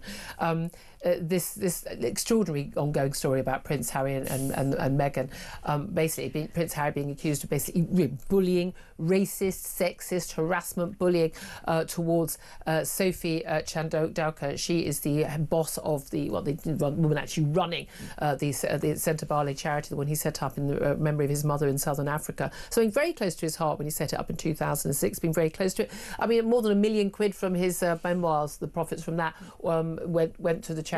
Something he cares about. Basically, this mass exodus, this mass resignation by him, the former South African president, or Lesotho president who set it up, both, and all their trustees gone, in basic warfare with the chief executive. She hit back at the weekend with basically these claims of harassment and bullying, and saying, she's got the text messages from particularly other women on the board, saying, as horrified as she was, how she was spoken to. Basically, she said the Sussex, PR machine was unleashed on her, and it's all down to the fact that she refused to basically make a statement in support of Meghan after this absurd thing, this polo match in America where they were trying to raise money. And she was standing next to Prince Harry and Meghan. I mean, I literally want to kill myself myself while I'm saying this. Do you know what I mean? I'm losing the will to live. And she's standing next to Harry, and then Meghan's trying to move her, and then there was a bit of an outcry about this among people who've not got enough to do in their lives and need to get a hobby. And then she says after that, basically, because she refused to write statements getting involved, she's been bullied. But the extraordinary thing is she's now had to come off social media, it's front of the Sun today, after vile abuse from so-called fans of the Duke and Meghan. Yeah. But hilariously, these fans who said Meghan was treated outrageously by the royal family because she's mixed race and it's racist. The most absolutely vile racist abuse of Sophie Chandauka, who is herself black, from them. I mean, you couldn't make this stuff up. Oh, you know, the ultimate irony, isn't it? The trolls calling someone else racist. And do we think realistically that Meghan wanted that job and Harry was meant to deliver it, but somebody else is there doing a pretty good job of running a charity? No, it's just some sort of weird ego thing. You can feel that, though, you know, that's the sort of thing, judging from what we've seen so far, that, you know, you need to get her to say something. You need to need to call her. You need to make sure that she does something about this. She's sending him many messages going, deal with it. I could just sort of feel the sort of the finger being prodded constantly. He's trying to watch. He's sitting on the sofa in the evening, and it's like, Harry. He's trying to watch the sport. Harry, and then she's offering him sort of, you know, bath salts or pretzels or jam or a plate of rainbow-shaped fruit. Still can't get over that. I literally still haven't made it. 5 minutes in, couldn't watch anymore. My team have literally go, could you please go to a break? We're going to go to a break. 11:23 is the time. Up next, we're going to talk about how satisfied are you with the NHS? Judging by a new survey, not very. This is Talk.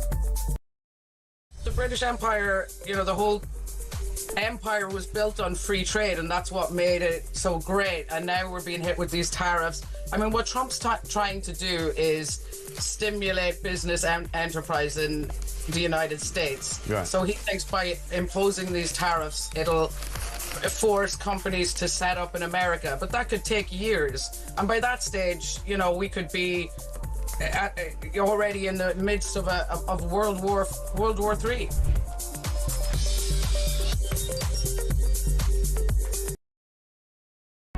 Across the UK, on DAB+, on your smart speaker, on your smart TV, and on your side. This is Talk. Talk the Home of Common Sense, 11:25 is the time. Claire Pistol's still with me. I'm Julia Hartley-Brewer, and we're joined now by former NHS Trust Chair Roy Lilly to talk about the NHS. A very good morning to you, Roy. Good morning, Julia. Thank you for joining us. Now, you sound very chirpy and full of joys of spring. This beautiful, beautiful love. Doesn't it make everyone feel better? But apparently not that much better with the NHS, according to this latest survey. This is a regular survey. It's been carried out every year since 1983 by the Nuffield Trust and the King's Fund, both NHS, well, health think tanks. And they basically say that public satisfaction with the NHS has fallen to a historic low. Just 1 in 5 people are now happy with how it's worked. It's just from just under 1 in 4 a couple of years ago. Mainly dissatisfied with A&E, getting access to a GP and dentistry. So pretty much the services most of us use. Are you surprised in any way by this fall in satisfaction? No, not at all. And if you look at the dates, you look at when the study was undertaken, it was during the very worst time over the winter months. And queues around the block, and we've kind of it's I mean, it's a terrible thing to say, but it's almost not news, is it? That's the trouble. It's become the norm. It'd be a bit worrying if people were satisfied. Yep, absolutely fine. This is okay. Yeah, I agree. I mean, the trajectory started to improve. The waiting list, the numbers on the waiting list have come down. The long waits, the NHS have made big impact in that, and the 2-year waits and what have you now have come down to almost nothing. So it had made progress. The problem we've got now is Wes Streeting has decided he's going to dump NHS England. Now, whatever the rights and wrongs of that, and there is duplication, maybe mainly the duplication is in the Department of Health in his stuff, not in the NHS England. But he wants to get rid of NHS England. He wants to run the thing himself.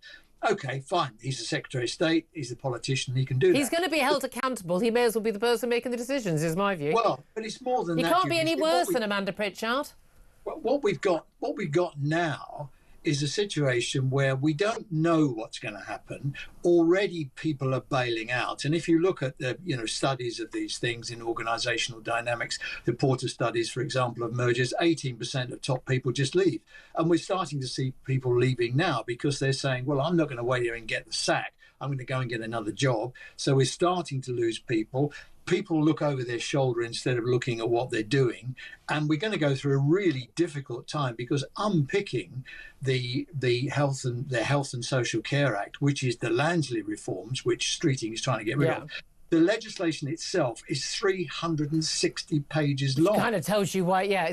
Here's the thing. The people who are going, I'm just going to look for another job, or I'm probably going to lose my job, and they're not doing their current job properly right now, are exactly the people I want shot of because they don't care. Because at the end of the day, if you do a job, whether you're pushing paper in the NHS or you're pushing a trolley in the NHS, or, you got your hands in a patient's, in chest cavity, you're saving lives. Your job should be about making people better, saving lives. And if you're only caring about getting another 6-figure salary, I don't want you anywhere near the NHS, frankly. Well, look, yes, I mean, sod off, I'd say to them. And it's easy to agree with that, but somebody's got to run the thing. And I'm happy for that. But if they genuinely just don't care, if they don't think anything, £2 billion being spent on NHS England and the duplication, at the end of the day, they're not accountable to us. I want the person running the NHS to be accountable to me as a voter. I think that's what most people feel. Always the government.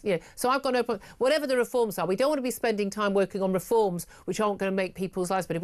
I don't see why, even while there are reforms, why people still can't do their day job well. That's kind of where I'm coming from.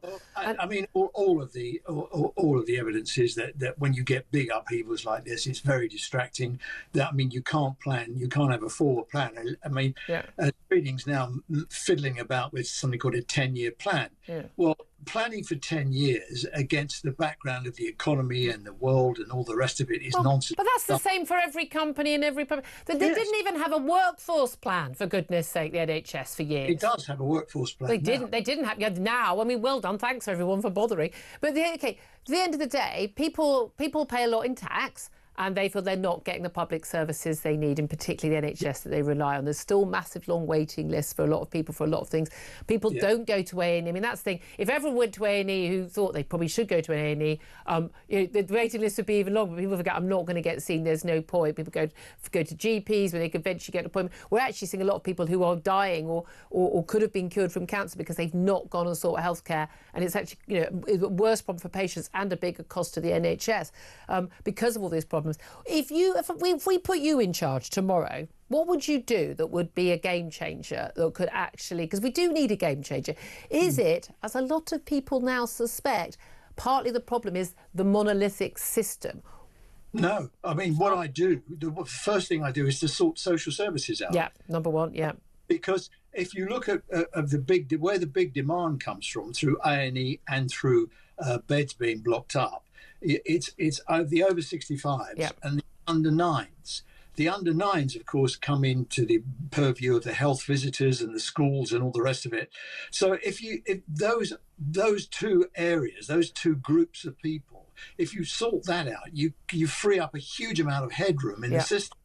But Streeting won't do social care. He's got a 3-year study going on. No one needs another review or another study. And you need to have social care costs and running it coming under the. I mean, he's officially Health and Social Care Secretary, isn't he? And you need to take it out of local government, make it a responsibility and a financial responsibility of the NHS, because then there would be an incentive to keep people in their homes, not getting ill, not needing A&E, and to get them back into their homes when they've been in hospital. Exactly. And the issue is, I mean, there's a lot of focus on getting people home, and there's a lot of focus on capacity. Yeah. That leads us to something called what managers call the capacity paradox. The more you increase the capacity, the more it fills. Yeah. The way to deal with this is to stop people coming in the first place. Yeah. And if you look at social care, local authorities have raised the eligibility criteria for help for elderly, frail people, particularly to the point now where there are, ready for this, 900,000 elderly, frail people who used to get social care who no longer get it. Is it any wonder a big chunk of them end up in A&E? Very good point. Roy Lilly, I'd put you in charge tomorrow, I really would. Former NHS Trust Chair, thank you so much. He knows his potatoes on this, Claire. What do you reckon? He does. I think he's spot on. There's the problems in social care that are really, if you need to sort those out. Boris Johnson had a ready-made plan. July 2020. Oven ready to go. 2019, never happened. Everyone knows. Hospitals and all the rest of it. Let's have another review. and then you're not going to deal with it. 3 years later, you're not going to deal with it because there'll be an election coming up. I know the answer before people shout at us. People go, oh, people should look after their own elderly. Yeah, if you live 200 miles away and you've got a full-time job and young kids, you probably don't have time to do 24-hour care for your 80-year-old, or if you live in a flat, you're not going to move your grandmother in. Funny that, exactly. The world has not moved on. Love to hear your thoughts on this. Do give us a call, 0344 499 1000. Your experience of the NHS. What do you think in terms of the satisfaction? I'm amazed that 1 in 4 are happy. That's what stuns me, I have to say. Coming up, we're going to get your calls in the next half hour. 0344 499 1000 coming in thick and fast on the reaction. Keir Starmer should have those crippling, we're told, US trade tariffs that are going to come in and announced tonight. First up, we're going to take a quick break, and then we're going to be talking to the former head of the British Army, that's Lord Dannatt, about the deal to basically hand over the Chagos Islands to Mauritius. Apparently, Donald Trump has signed off on that, but why would he do so? There's a military base at stake. We'll talk about that up next. This is Talk.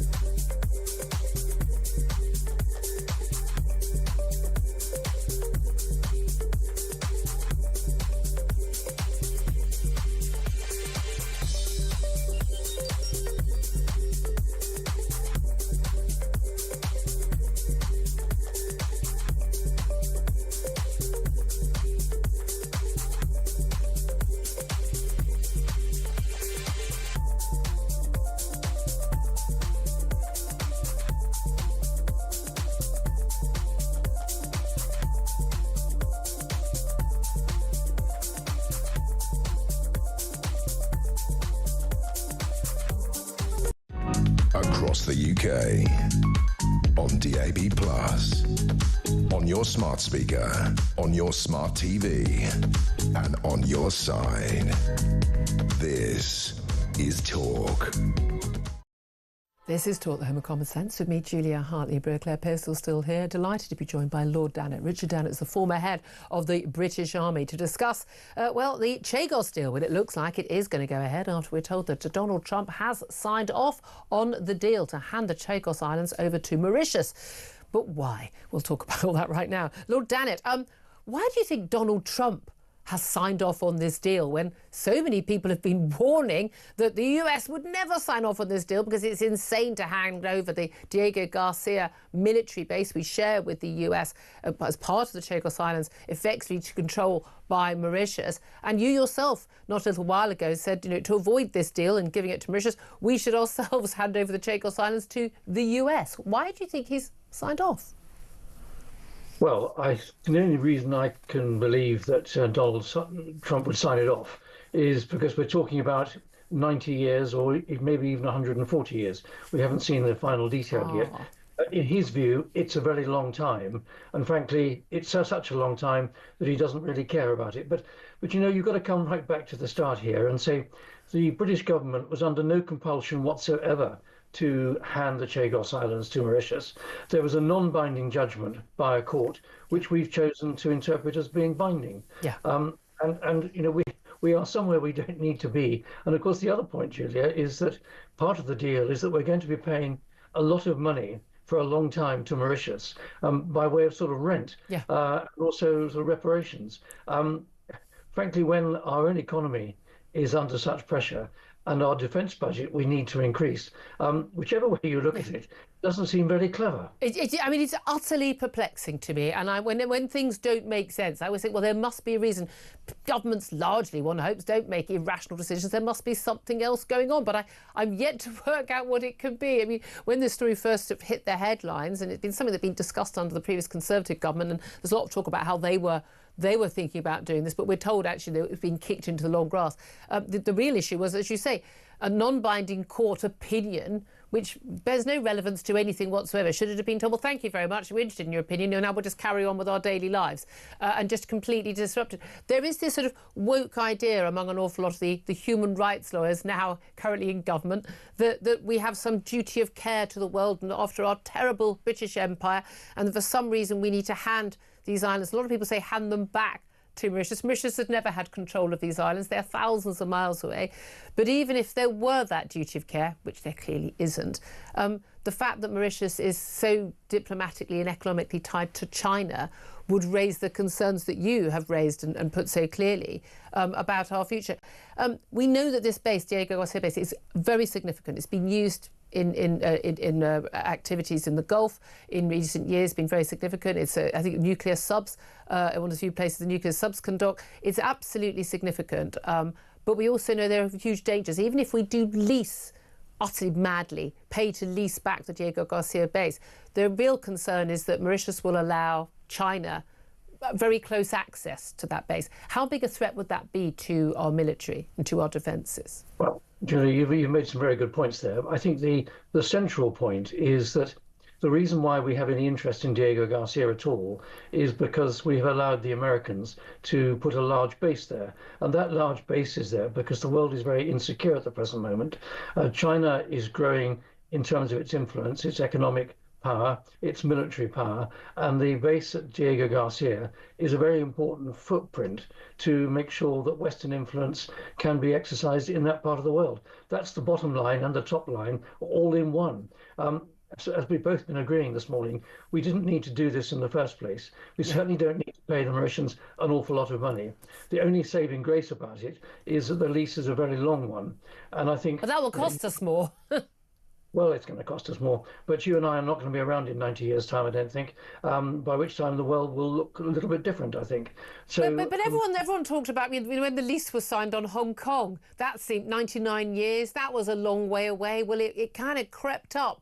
Well, pretty quickly, 99 years later. And then we saw what happened to freedoms, political freedoms and economic freedoms to people in Hong Kong when we handed the a UK territory to the Chinese. I mean, I think, again, that unwillingness of many to look to the future and the long-term interests of this country is, again, very worrying. No, I think you make a very good point there. Of course, I think Hong Kong is slightly different insofar as the other party was China itself. And China decided to renege on the deal, and we all know. I know, what a surprise to everyone. Hugely, but I don't think Mauritius is China. But I think the important thing is that the influence of China is not allowed to go unduly in the Indian Ocean. Yeah. And while that American base is there, there is a chance of containing it. So frankly, we are somewhere we really didn't need to be. I also think, actually, going to Donald Trump and saying, hey, Donald, are you happy with this? Actually rather diminishes Britain's standing. Frankly, we are the power, if you like. It's our territory. It's our territory, that's exactly right. I think it's reasonable to consult the Americans because, after all, we have allowed them to put a base there, and they need the confidence that that base can continue. That's really the top line and the bottom line. The rest of it's quite unnecessary. Well, indeed, and I want to come back to China and the direct threat we're facing from them. As you say, the world is a very dangerous place at the moment. Are you concerned about the prospect of these tariff wars? We're told we're going to have an announcement 9 o'clock UK time from Donald Trump in the White House tonight about tariffs. We've already seen, he talked about, his friends, friendly countries almost being worse than his enemies. We're very confused when it comes to Russia and China of who he counts as enemies these days. Are you concerned about a tariff war, economic war, effectively escalating into something more dangerous? Well, I think there are several ways of looking at this. I think most economists will recognise that getting into a trade war like this, frankly, is a rapid descent to the bottom, and it'll not benefit anybody. That's one way of looking at it from a sensible point of view. From the United States point of view, Donald Trump has got this idea in his head that the United States is being fleeced by other countries. The balance of trade doesn't favour the United States, and it's an extension of Make America Great Again, make America financially wealthier again. So his, I'm afraid, rather simplistic view is slap on the tariffs. That'll change the balance of trade. It might encourage some countries or some businesses to locate their business into domestic US and therefore avoid the tariffs. So he's looking at this as a businessman, but in a pretty simplistic sort of way. And the worry is that it will break up the fairly well-established world economic order, and it'll be a race to the bottom. And that's the concern. I just finally do want to ask you about China's direct threat. We've had lots of focus on how the West, America, Britain and others deal with Russia and the threat to Ukraine. And of course, lots of people, apparently the experts, were very surprised when Russia invaded Ukraine, despite the fact that only a year ago, I think, before the invasion, Vladimir Putin had written an essay and had given speeches. He categorically stated he did not believe that Ukraine was a sovereign state, and talked about basically being part of the Russian state, and put his military on the border. And then I don't know why everyone was surprised when he invaded. Have we not got a similar situation in China? Xi Jinping has made it very, very clear. Taiwan is part of China, nothing to discuss. We want to take Taiwan back, and they will do so by force if necessary. They've been building up their military, extraordinary percentage of Chinese GDP now going on their military. But they've been building, we've got a lot big straits to get to Taiwan, rather harder than just rolling tanks across the border to Ukraine, building these extraordinarily big sort of boat bridges which could be used. Military exercise this week basically surrounding Taiwan. This isn't rattling sabres. This is far greater than that. How concerned are you that actually we are, in the next few years, we're not going to be worried about what happened with Ukraine and Russia. We're going to be dealing with China and Taiwan. Well, we're absolutely right to focus on China. China is growing, as far as its economy is concerned, very rapidly, and it's investing hugely in its military. I think, and I've always been of the view, we need to compete vigorously with China. We don't want to get into conflict with China. Now, one of the things I think Donald Trump is doing right, while on the one hand he's saying that in Europe, we Europeans must look after our own security more. He is quite rightly, as the United States, concerned about the Indo-Pacific. And I think it's important that the Americans do focus on the Indo-Pacific, because it's not just security guarantees to Taiwan, it's security guarantees to South Korea and to Japan and to the Philippines and other parts of the world there, and actually by extension Australia as well. And all the trade routes. The economic dependency of the West on those trade routes is vital. Well, indeed. I think as far as Taiwan is concerned, it's always conceivable that President Xi may get impatient and decide to attack. But personally, here's a dangerous thing I'm about to say. I don't think it's very likely. The Chinese, on the whole, are fairly patient people. And if you look at the population and popular opinion within Taiwan, there is quite a body of opinion in Taiwan that says they might be better off as part of mainland China. So it might be that the best strategy for President Xi is to play it long and see whether Taiwan naturally falls into mainland. Wait and see. I don't know what will happen, but talking to one or two Taiwanese friends, they say this is quite a possible outcome, and rather better for China to wait and not to antagonise world opinion. Very interesting. And we know from their Belt and Roads policy, buying up, deals across Africa and South America and everywhere else, that they definitely play a long game. And where our politicians are on a 24 news cycle, they're on a sort of 24-year cycle of long-term planning, and perhaps we need to do some more of that here. Lord Danner, always great to get your thoughts, former head of the British Army. Claire Pissell, your reaction to any and all of that? I just think that's really interesting points regarding China. They're not in any hurry. They never have been. And they will just sit there and they'll wait and they'll plan. Yeah. Xi Jinping's not on a 4-year term, guys. He's not. What about those democratically elected people in his country? Where are they? Are they kicking off? He doesn't have the same pressures as we do. He really doesn't. And I thought that's a point I think we miss in this country. Indeed. Right, love to hear your thoughts on any and all the things we are talking about. Do get in touch, 0344 499 1000. I'm going to get to your calls on tariffs and other topics. Up next, give us a call, 0344 499 1000. This is Talk.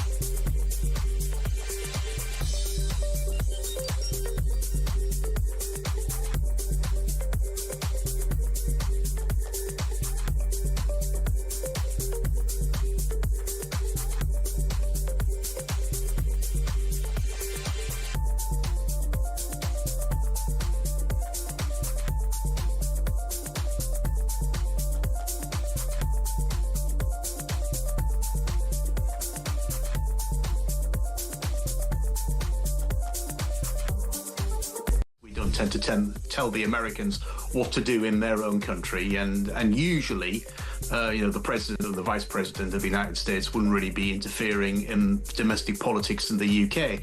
So yeah, huge part of me says that, but at the same time I really do think that they have a point, particularly in this case. I mean, these buffer zones are 150 metres away from any abortion clinics. Now, if protesters are standing outside those clinics, they're hurling abuse at women, they're threatening them, then of course something should be done. They should be arrested.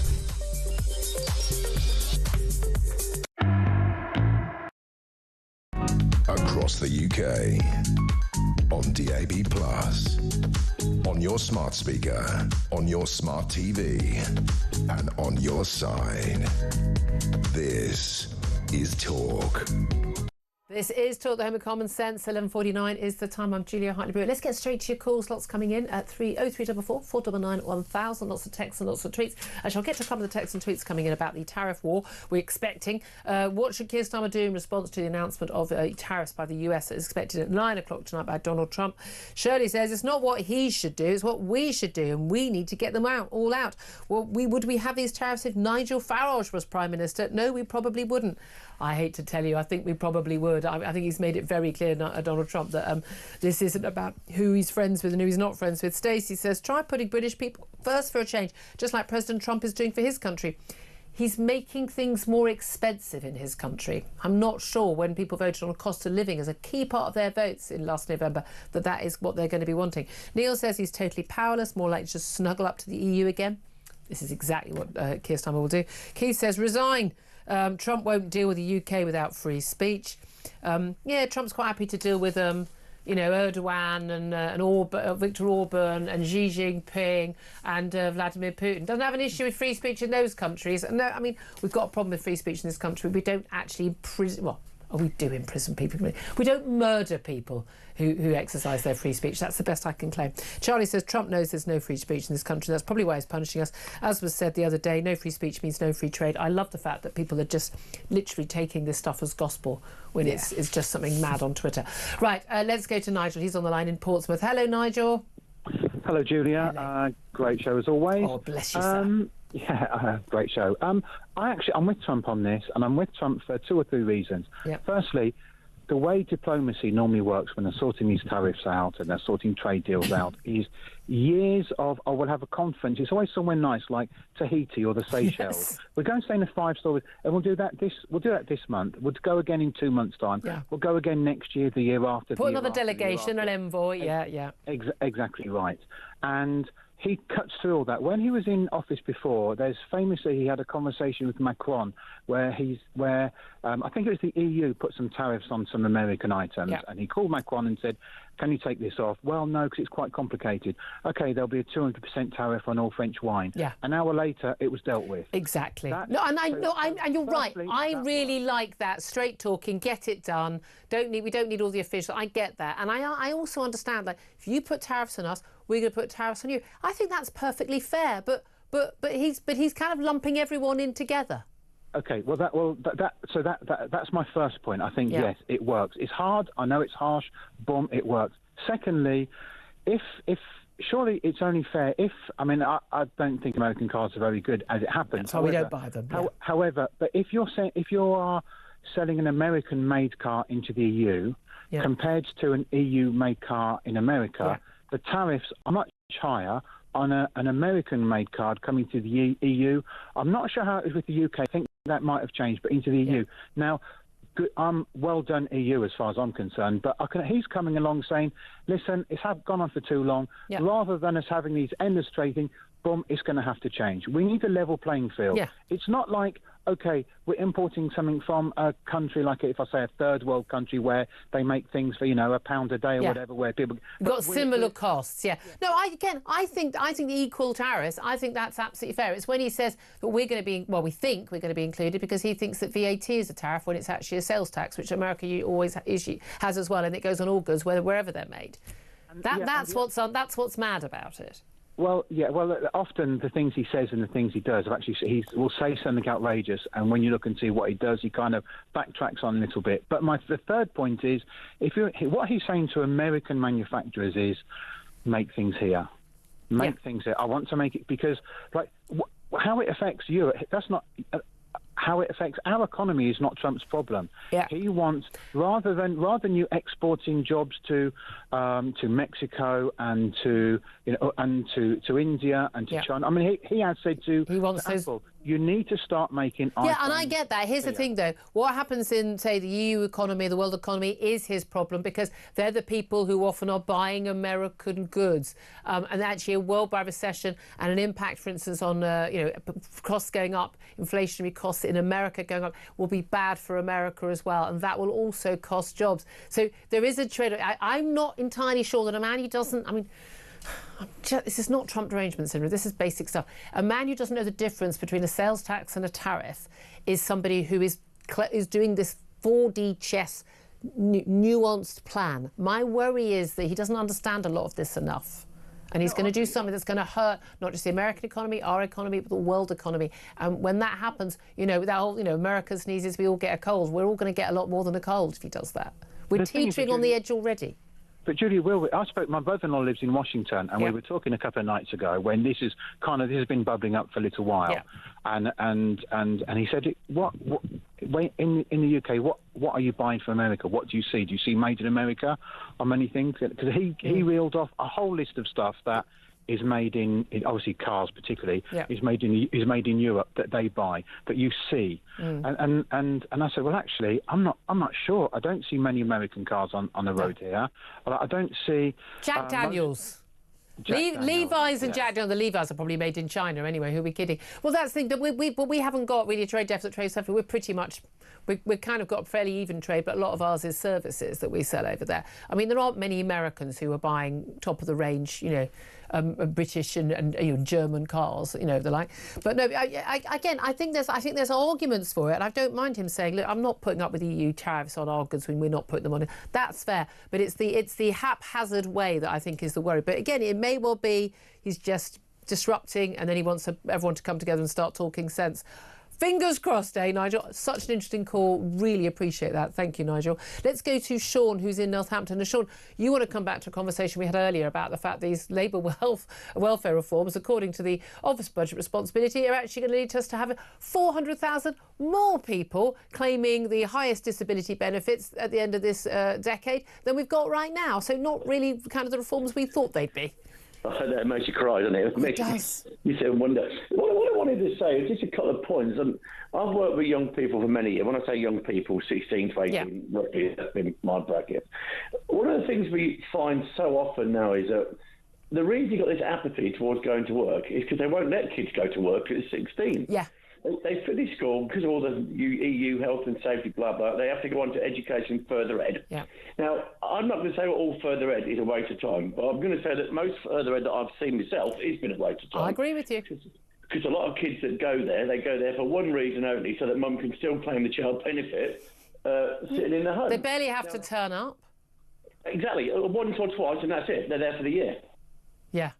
Now, the worrying part for that is, if they bring it back to kids going to school, going to work at 16, they immediately, whether it be on a building site, a factory, like where we live, all shoe factories, they immediately go into a male, adult working place, and all of a sudden they change from being a kid with apathy towards everything, leaving school, to a young person who gets a wage at the end of the week and suddenly becomes independent, and they grow up. Yeah.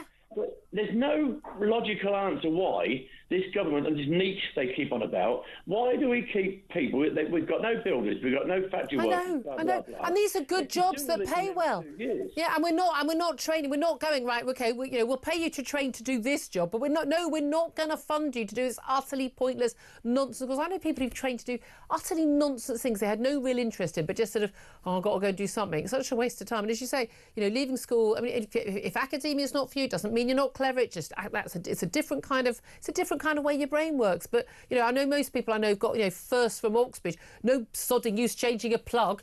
I mean, let alone helping you, with the plumbing or your gas boiler breaks down. And we need people to do practical jobs, don't we? I mean, my father-in-law genuinely left school, I think it was 14, 15 in his age, and his first job, genuinely his job was he had to make tea for 70 people working in the electrics, 70 blokes. And if you got one tea wrong, you put a sugar in one that wasn't supposed, you got a clip round the ear. Well, when I was 16, it was many, many years ago, living in Northamptonshire, it's all shoe factories in them days. Everybody worked in shoe factories. On the last week of school, they used to come round and sign you up for the factory the following week. And you started on the Monday, and you literally were given to the supervision of any older person. And, if like you just said, if you got it wrong, you get a clout round. Yeah, I mean, things have changed, but some of it's... But again, I still think it's the attitude a lot for the parents, and often sort of, it's raining. I've had employers tell me that they've had, young apprentices, people starting up, and they've given them an opportunity, and literally the parents have said... they've actually called or emailed the boss to say he's not coming in today because he's feeling a bit under the weather, or because it's raining too hard. I mean, if you've got parents like that, you don't stand a chance, do you? I don't think that will pass muster for Claire. Sure, brilliant call. I'm sure everyone's cheering you on. But Claire, neither of us parent like that, do we? No, absolutely not. Get out there. Get to work. Yeah, absolutely. My daughter's listening right now, you know what I mean. But anyway, loads more coming up. It's PMQs up next, but we're going to get Peter Cardwell to watch and listen so you don't have to. We're going to be talking to a former advisor in the White House about these trade tariffs. What can we expect? How will it hit us? What is the strategy going on behind there? Is there a strategy between Donald Trump's what he calls Liberation Day? We find out at 9 o'clock tonight. This is Talk. We are the home of common sense.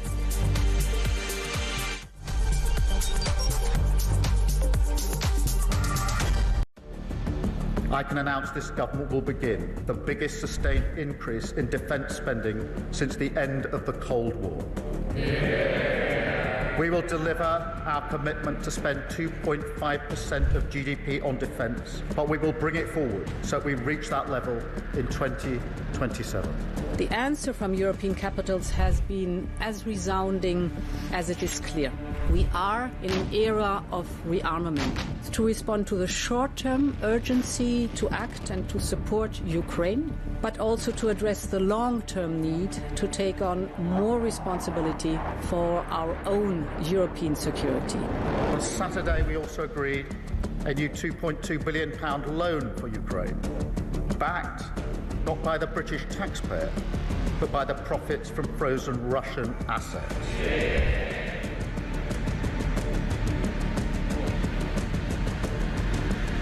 It is my pleasure to bring from His Majesty the King a letter. He sends his best wishes and his regards, of course, but he also asked me to bear this letter and bring it to you. So can I present the letter from the King to Thank you very much. Am I supposed to read it right now? Yeah, please do. I will do. I've got to tell him what your reaction is, so I need to know. I need to know. He is a great gentleman. A great, great gentleman. He said he thinks the war's going to go on for a long time, and he better not be right.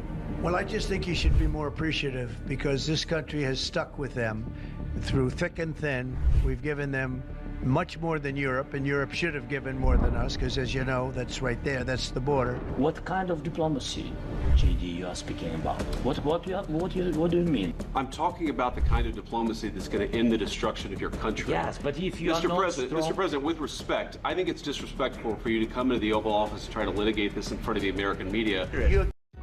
Across the UK, on DAB+, on your smart speaker, on your smart TV, and on your side. This is Talk.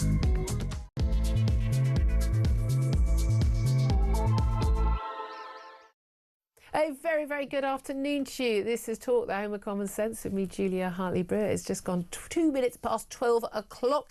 I'm with you all the way until 1 o'clock. Coming up in this hour, I'm going to be talking more about whether or not we face an economic crisis, as many are claiming when we find out about Donald Trump unleashing sweeping new tariffs across the world, including us, we're told. It's what the US president has dubbed Liberation Day. 9 o'clock tonight in the White House UK time, he is going to be announcing who and how much these tariffs are going to hit.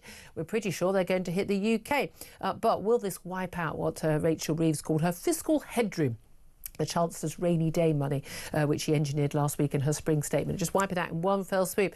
We are looking at more than 25,000 jobs in Britain's car industry, possibly being lost to global trade war started by Donald Trump. We're also looking at whether or not there might be a free trade deal between the UK and US. We're told Keir Starmer is preparing to finalise a package of economic concessions. But what should we concede? Do we need the trade deal? Is this 4D chess by Donald Trump? Or is this just absolute economic madness? It's just going to end up costing consumers in America and Britain far more to buy the things they've always been buying.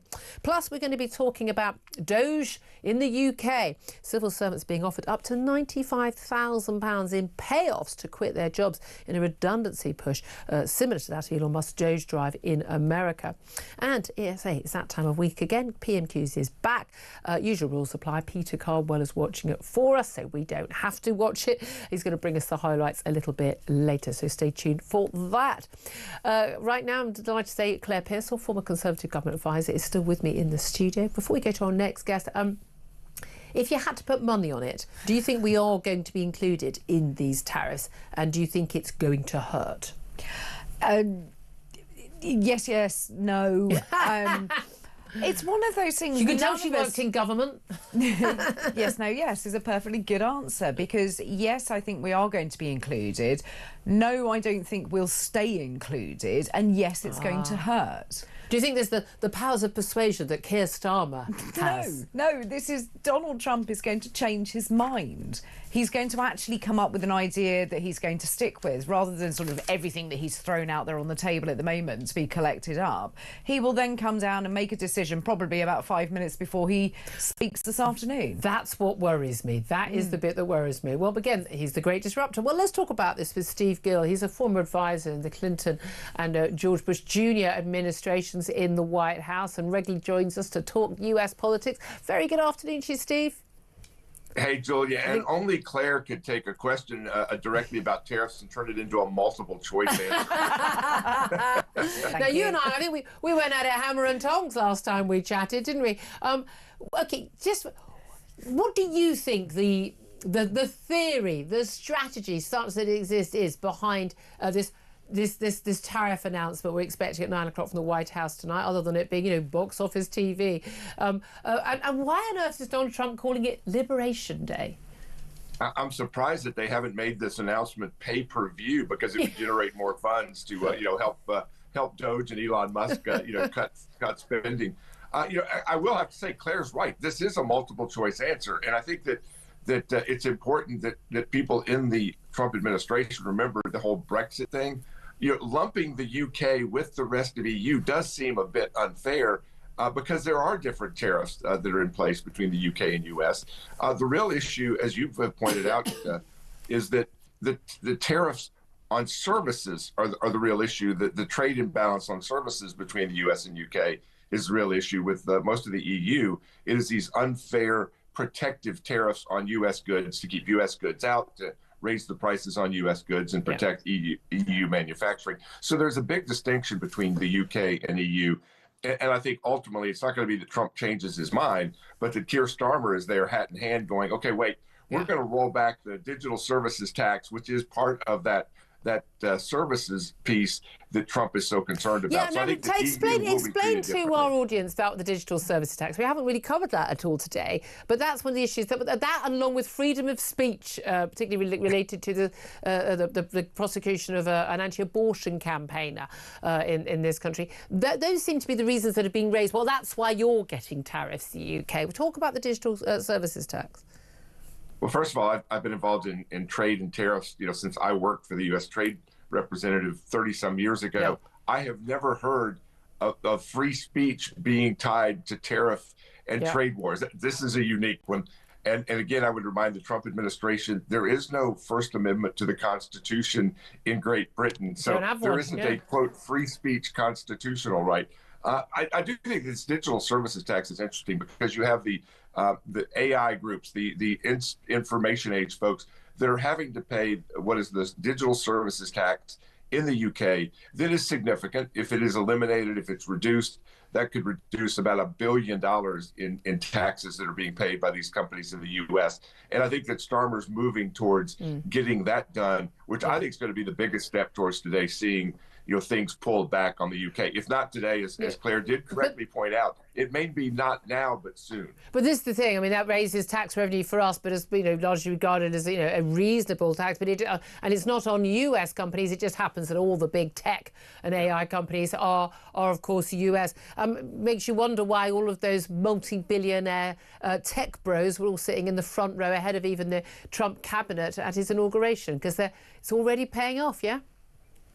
But the whole tariff dispute really comes down to fairness. And you have Canada that's been charging 250, 300% tariffs on U.S. dairy, on U.S. beef products. And yet they're screaming when Trump is saying, look, let's make it fair. Don't keep our products out while we're paying those high tariffs while you complain that tariffs are bad. If tariffs are so bad, why are you imposing them so high on U.S. goods, including like 25% on orange juice? What are they doing? Are they trying to protect the Vancouver orange crops? I mean, there is no oranges being produced in Canada. It is to keep out U.S. products to let some other country sell their orange juice into Canada. This is the thing. And again, the EU, Ursula von der Leyen, the European Commission President, being all sort of gung-ho and talking about, and obviously backed by Germany and France, otherwise it wouldn't be happening, in terms of having reciprocal punishment tariffs back. But again, people forget, people who are so pro-EU, the EU is a free trade bloc within the free trade, but actually massive tariffs on the outside. One of the reasons why countries in Africa economically disadvantaged is they can't sell to their nearest rich neighbours any manufacturing goods, because we deliberately stop that from happening, and the EU does, and protecting manufacturing as well. So the thing is about where this ends. Is the aim this is, massive disruption, shock tactics, right, bring everyone to their senses, stop having such high tariffs on US goods, we're going to get a better balance of trade? Or is this like about resetting everything? Is he just hoping to sort of win individual deals? He's waiting for those phone calls from, Ursula von der Leyen or Emmanuel Macron or Xi Jinping or Mark Carney, and he's just waiting for those calls, or Keir Starmer even? Or does he have a grand strategy for world economic trade? I think what he wants is reciprocity, that don't hit us if you don't want us to hit you. And again, even the tariffs that he's talking about are much less than what U.S. products are facing, particularly with the EU. And it is working. He is getting those calls. Vietnam is dropping their tariffs to zero. Modi in India is reducing their tariffs. You've got various premiers in Canada saying, no, we'll cut ours if you'll cut yours. So it is working. And I think that's the great secret of Trump. You got to look at the results, not just the proposals. Yeah, I mean, exactly, and it does shake things up. And as one of our callers, Nigel, made a point earlier on, that these things can often take years and years of negotiation. He's cutting through the nonsense and getting straight to the matter. Here's the thing, though. You and I both know that, even if Donald Trump doesn't realise, that tariffs are a form of tax, and the person who ends up paying that tax is the consumer. And when you put taxes on goods going into the US, you make them more expensive for American consumers. You and I also know one of the big reasons why Donald Trump did well in the November election and won across the board, both houses of Congress and the presidency, was because cost of living was a massive issue for the American people. If this, in the short run, whether for a few months or a few years, pushes prices up for American consumers, and let's face it, probably for everyone else around the world as well, that doesn't bode well for him, and certainly not for the midterms next year. First, I think it's inconsistent for countries to claim and point out that these tariffs will impose a tax on U.S. consumers when they're hitting U.S. products with very high tariffs, which means you've made that you're point, taxing your consumers. Yeah. So don't complain about us. When if tariffs are bad, lower them, and that's what Trump is asking for. I do think that you're seeing, the price of eggs. The Democrats aren't talking about egg prices anymore. You're obsessed with eggs in the States. Have dramatically Absolutely obsessed reduced. With them. I like my fried eggs in the morning, but with no beans on the side of the plate. Unlike you guys, I don't want the beans on the plate. You're a heathen. I want plenty of real crispy bacon. You're a heathen. Steve, you'll never be one of us until you have the baked beans. But when the costs hit, when people are worried about the price of of all their goods, including cars, that 20% car tariff, that is simply going to cost, and it's not just going to be impacting the people who are importing a top of the range Mercedes from Germany, the rich people who can probably afford it. It's going to impact the car parts going into American brand, cheaper brands that ordinary consumers in America buy. When that hits ordinary people in America, doesn't matter what's happening to people in France or the UK or Canada, they don't care, they don't know. They care about what they can afford. And if they can't afford to buy a new car, they can't afford the goods they normally buy, they are going to be unhappy. Yeah, I think definitely short term there could be an impact, and there's not a lot of patience. We know in politics, patience is what are we having for lunch today? They're not even looking ahead to dinner tomorrow. So there is going to be a short-term risk. But there's already been an announcement of trillions of dollars of investment coming to the U.S., including auto plants that will create jobs, that will create opportunity. The onshoring, basically, companies bringing their, especially from Mexico, bringing their plants back into America. And I do think that also as you see the U.S. re-energize, start producing more oil, more gas, the more oil that is produced doesn't just have an impact on gas prices. Yeah. That's what you use in manufacturing. So as oil is produced, oil gets cheaper, you're going to see manufacturing costs go down. That's going to benefit consumers, but it won't be overnight. No. Keir Starmer, our Prime Minister, has been attending Prime Minister's questions in the House of Commons while we've been talking. He has said that the UK is, he says, prepared for all eventualities ahead of Donald Trump's announcement of tariffs. He said he was ruling nothing out in terms of how the UK could respond. Very different response so far than the EU, very much keeping it quiet. We know there is this sort of trade deal between the US and UK that looks like it could be happening any time soon. Do you think that's likely? I think it is likely. And again, I think that the EU and UK have different kind of issues. We've talked in the past, disagreed a bit on the VAT tax. It's double what most sales taxes are in the States. And it's still something that gets paid out.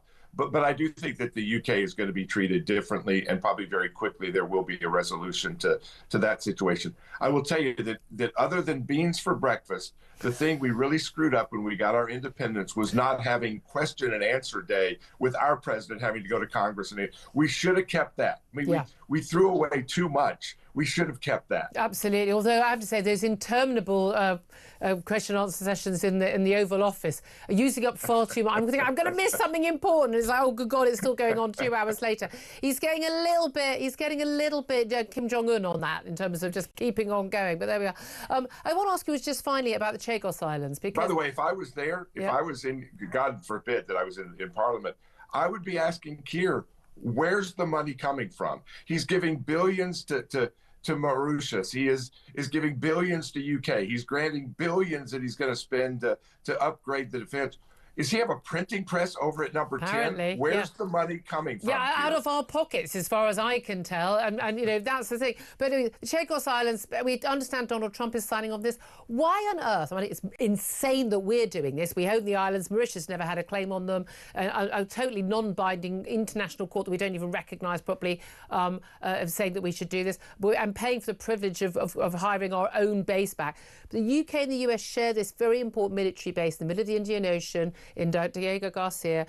Why on earth would Donald Trump, as reports are claiming, sign off on this deal, which basically hands the Chinese, very close to Chinese Mauritian government, control over the seas and the area around such an important, significant military base that the US rely on and you've used in the Middle East and for other flights as well? Why on earth would America sign off on that? We really don't know the full details, but apparently the transactional nature of Donald Trump is contagious because Keir Starmer's now doing the same thing. We're going to give you money to get the deal done. So part of this is that the UK is apparently promising we'll fund the Diego Garcia base for the US in the Chagos Islands. So it's like, we're going to let you guys pay the bill. So it's literally transactional. It's utterly insane. Donald Trump would never give off I mean, he's trying to take territory that isn't his, Greenland, and, you know, control the Panama Canal. But if we're talking about literally giving away a British territory and then paying for the privilege of being allowed to use a small part of it to people who've got no claim on it. For the Trump side, again, Starmer's saying, we're going to pay you to agree to this deal. And Trump's going, fine, give me money and we'll do this deal because it's a good deal for us. We keep the base. Nothing changes for us. For the Brits, he's giving away the islands. But for the US, we still get our base, but you're going to pay for it. Yeah, I get that. And it's insane if that is what is going to be happening. But there's also the risk of the Chinese being able to get very close and spy on a very significant base where, you know, where nuclear subs can dock and the like. I'm not sure this is going to end well. No, and I'm not sure what Starmer is doing. That again, putting all this money out there, doing this. How much lower can his poll numbers go? How much lower can Labor's numbers go? Now, I know that, look, the conservatives are going, yes, but when are we going to have an election where we can take advantage of these low poll numbers? Well, not for another 4 years, apparently, but there we are. Steve Gill, always good to talk to you, former advisor to the Clinton and Bush Jr. administrations. Thank you. I mean, he makes a very fair point. We've talked a lot about tariffs, so let's just go, and Chagos, let's go on to that poll, actually, latest poll suggesting that Labour are now down to 20% in the polls. They were 34% when they got elected. They were predicted, I think, around the 43% mark, weren't they? Nothing like that on the actual day, but they got that massive big majority of MPs, more 400 odd MPs, got 170 majority in the House of Commons, even with the ones who were just MPs for Gaza are now independent, and people who've punched people are still allowed to stand, unlike, you know, Marine Le Pen in France and the like. But the polls are going low. I mean, do you think they can go lower? Yes, I do. I really do think they can go lower. I think people are realising that a Labour government is going to cost them money. Because I think a lot of people were not around or looking at the situation the last time there was a Labour government. A lot of people were too young to even know what the impact was going to be. Or they also saw your lot of power and went, my God, these people are utterly useless and lie about everything and don't do the things they'll say they'll do. I think a fair summary of the last few years of Tory government. And they thought it couldn't get any worse. I think I said that on air. Yeah, absolutely. Well, careful what you wish for. And this is the problem. And we weren't told by Labour what they actually but we did know that we did know they were going to do a load of things which would their numbers didn't up. But not as badly. Here's the number of Tory MPs who told me both on air and off air, careful what you wish for. People wanted the Tories out, you know, in '97, and then you end up with Labour for that time, and then you did it again. People think they just punish the Tories and they'll get them out for a term, and then they'll get a Tory government back, and it'll be. But they needed to be punished because they had reneged on all the promises they'd made and they'd failed. But here, look again, people did feel it, you know, we can't get any worse. But this is the thing. And now we've got the advent of reform pretty much neck and neck in the polls with the Tories right now. They go above and down, you know, but around the same. You know, and then we're into completely different territory. And we've got Kemi Badenoch right now asking questions as the Prime Minister at PMQs. She's made some major speeches this week. It's barely even making a dent. It's barely making it onto front pages, even with the Tory supporting papers. She is not making the waves that largely. And I say, I like her as a person. I agree with her on an awful lot.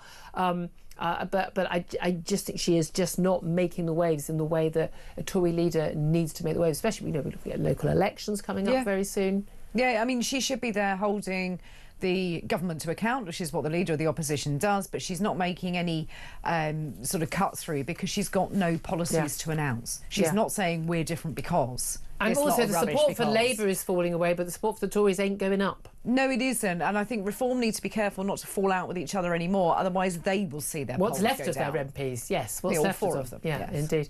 Well, there we are then. 12:21 is the time. Love to hear your thoughts on any and all of the things we're talking about, including Trump and the tariffs, Chagos Islands, welfare, the polls, whatever it is you want to talk about. I know we've got a couple coming up on Donald Trump and the tariffs in particular, but if you want to call on other topics, do get in touch. 03444 499 1000 is the number to call. Don't forget that calls are charged at the national rate. If you want to send a text on 87222, that is text cost 1 standard network rate message, or you can leave a message on our YouTube page, or you can get in touch on X at talkTV. This is Talk, the home of common sense.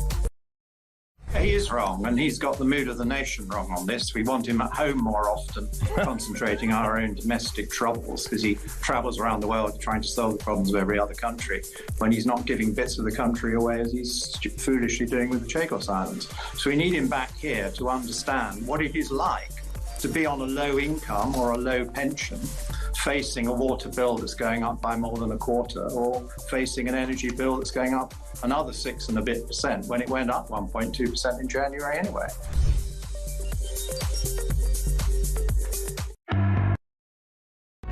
Across the UK, on DAB+, on your smart speaker, on your smart TV, and on your side. This is Talk. This is Talk. Thank you very much indeed for joining us. I'm Julia Hartley-Brewer. 12:24 is the time. Claire Pistol's still with me. Delighted to get your messages and your texts and your tweets and your calls coming in. They come fast about all the things we're talking about today. I'm asking you, what should Keir Starmer do in response to Liberation Day and whatever tariffs are announced at 9 o'clock tonight, our time, in the White House by Donald Trump? Tim says maybe we should just go for reciprocal tariffs and see if he backs down. Jack says there seems to be zero criticism of Trump on the right. This guy's going to make our lives harder and more expensive, and the right still can't bring themselves to criticise him. This is my thing. I will criticise or praise someone regardless of their party. If the Greens ever said anything sensible, I'd agree with them on what it was. Plenty of Lib Dem MPs who they're neither Liberal nor Democrat, a lot of them. When they say something sensible, I agree. I've got no interest in what political party you are. I want to know what you're going to do to help your country, your people, the policies, do sensible things. So you'll always hear my honest view on these things. William says, why should the USA have all these extreme tariffs against them but not then expect them to care about our economy? Fair point. And Daniel says, President Trump and his team have said no trade deals with countries who abuse free speech. So unless Starmer U-turns on that, he won't ever, then we're going to have to get used to things getting more expensive. Yeah, I think we should protect more of our free speech. He's been campaigning on this for many years. But he doesn't seem to be that bothered about Viktor Orban or Xi Jinping or Putin. So, I mean, I'm sorry. It's a load of nonsense. It's a load of abject nonsense, that. Let's go to Phil, who is in Hull. Hello, Phil. Good afternoon, Julia. Enjoying the show. Thank you. Could I just make a couple of quick points? Please do. I know you're busy. At the moment, there's already tariffs on. I think America has sort of 3% import tariffs. Europe has about 5% and China has about 10%, which he obviously thinks is unfair. He was elected on the premise of what he's actually doing, which is a refreshing change from our lot, who have totally abandoned everything they promised they were going to do. Yeah, you're right. He did say this is what he was going to do. He's got the mandate for it. But the thing is, we're in a situation here where we do the opposite. He drills to keep the price of electricity, etc., low. We refuse to use our natural resources here, which could help us not deindustrialise the country, which is what we're doing, where we won't be able to make virgin steel, which we'll have to import from China or India, who are using coal-powered fire stations and still building them. Can I point out you understand this all much better than the Energy Secretary, Ed Miliband? Yeah, well, the other thing to it is I've got a suggestion for him, actually. If he wants to resign, imprison about 1 million people in an internment camp, we'll be able to build solar panels really cheap. Yeah. But we won't pay and he's not got a problem with slave labour. He's made that clear. They rejected that amendment proposed by other parties, didn't they? So, you make a very point. I mean, whatever damage the tariffs are going to do to our economy, and again, we're doing more with our energy prices and insane energy policy and net zero and high taxes. Well, just a quick couple in there. He's got the principles of Groucho Marx's Miliband, because his principles go out the window. He's got others. And I thought, I might be wrong, but didn't we, prior to this, didn't we have individual trade deals with states in America, like Florida and, I don't know. I don't know whether we did. I know there was an attempt to do some, wasn't there? But who negotiated them? Was it Liz Truss when she was trade? I think. I mean, I don't know whether anything ever came to fruition. But you know, I mean, she made a start. So why have we sat on our butts for 5 months? Well, by all accounts, there is a trade deal between the UK and US that is sort of sitting there, which is interesting actually, because you remember all the people, the Labour Remainers, they were all complaining, oh, we couldn't possibly do it because the NHS would be privatised by the US and they were all obsessed with chlorinated chicken at one point. Phil, great call. Thank you so much. Really appreciate you joining us. Let's go to Shirley. She's on the line from the Cotswolds. Hello, Shirley. I bet the Cotswolds are looking lovely today. I'm just looking out the window. It's glorious, Julia. Thank you. Jealous. Julia, I would love it. It's probably wishful thinking, but I would love it if Trump would use these tariffs to wipe out globalism and everyone who signed up to Stonewall and just punish them for everything so that we can get rid of everything. This includes Keir Starmer because he's fully signed up to it. I'd love him to slap huge tariffs on Macron for pointing migrants in the direction, well, not just Macron, but France, for pointing migrants in the direction of Folkestone. And so basically using trade and economic tariffs as a sort of economic warfare to adjust policies that either impact us or impact the other countries. I mean, that's kind of what they are being used for at this current time. But there's a worry about these things escalating. I mean, I think that we should sort out our own problems. I don't really want America deciding what our rules are, what our laws are. Oh, I totally agree. But unfortunately, we've got a weak PM that just cozies up to them all and, you know, puts his arms around Macron and they walk around with their arms around each other. But well, you know, more for the British people for voting for that then. But you know what I mean? I mean, it's got to be our democratic choice here and not a President of the United States. Yeah, I do. I get that. But globalism is ruining this world. Why do you say that?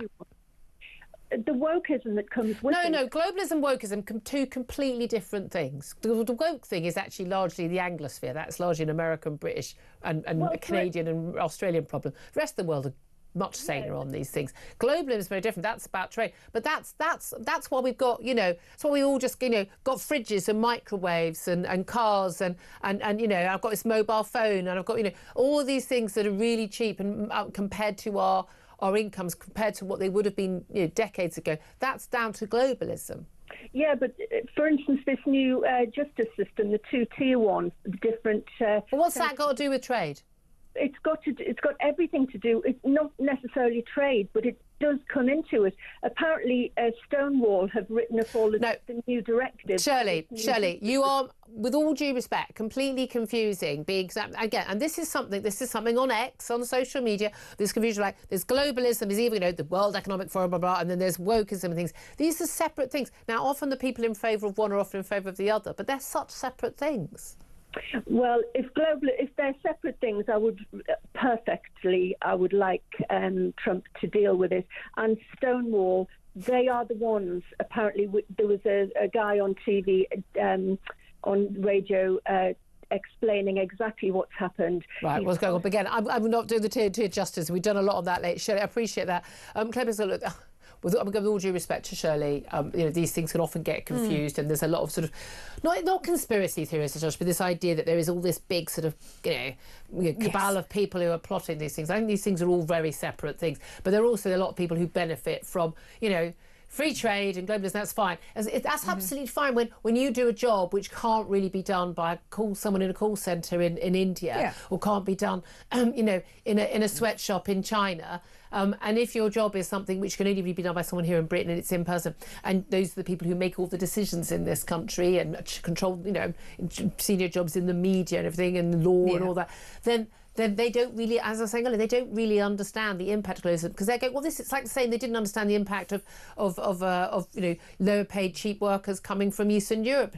Well, this is great. I've got a cheaper nanny and a cheaper cleaner, and a lovely Polish man came round to do my, to build that new garden wall or whatever. I've got Uber drivers coming up here. They don't understand that those jobs were previously being done by people who were already here, who are impacted. And the problem in this country is, again, so many decisions are made by people who don't understand manufacturing or jobs that are below that sort of professional class level. They've never done them. They don't know anyone who does them unless they employ them themselves. And then their only thing they think about is, it's cheaper for me. And they just don't get it. No, they don't, but they've got no interest in getting it either. If you look at politics, it's very, very short term. You're only ever looking at 3 or 4 years, and in that 3 or 4 years, you've probably had about 4 or 5 different ministers, especially for trade. That's what we're looking at, and I think that we'll see a great big turnover of the Labour government this coming summer. So we're not going to have the same people in. They've got a lot of MPs. I mean, they usually lose people because it turns out they've lied about something or punched someone or something. Yeah, exactly.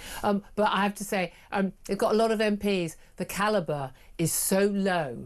I can't remember. You think, well, they've got loads of people to go through. They're already on the dregs at some of those ministries. There's some great people I genuinely like, but there's some really, these are people you would not trust to go and get your sandwich. I'm sorry. But anyway, 12:33 is the time. You know what I mean. Up next, we're going to be talking about the crackdown on civil service numbers, paying people up to 95 grand, if certainly it's on a high salary, to leave Doge style, Elon Musk style.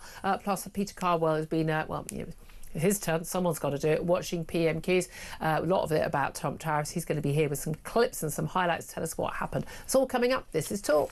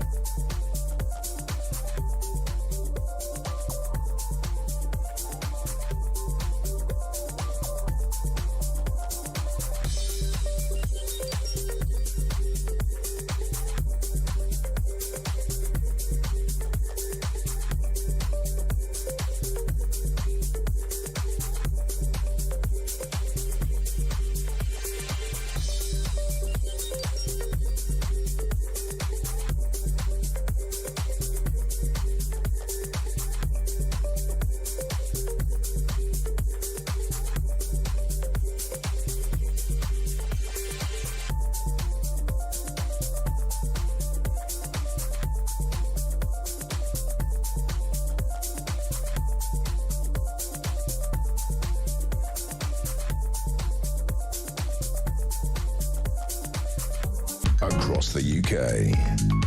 On DAB+, on your smart speaker, on your smart TV, and on your side.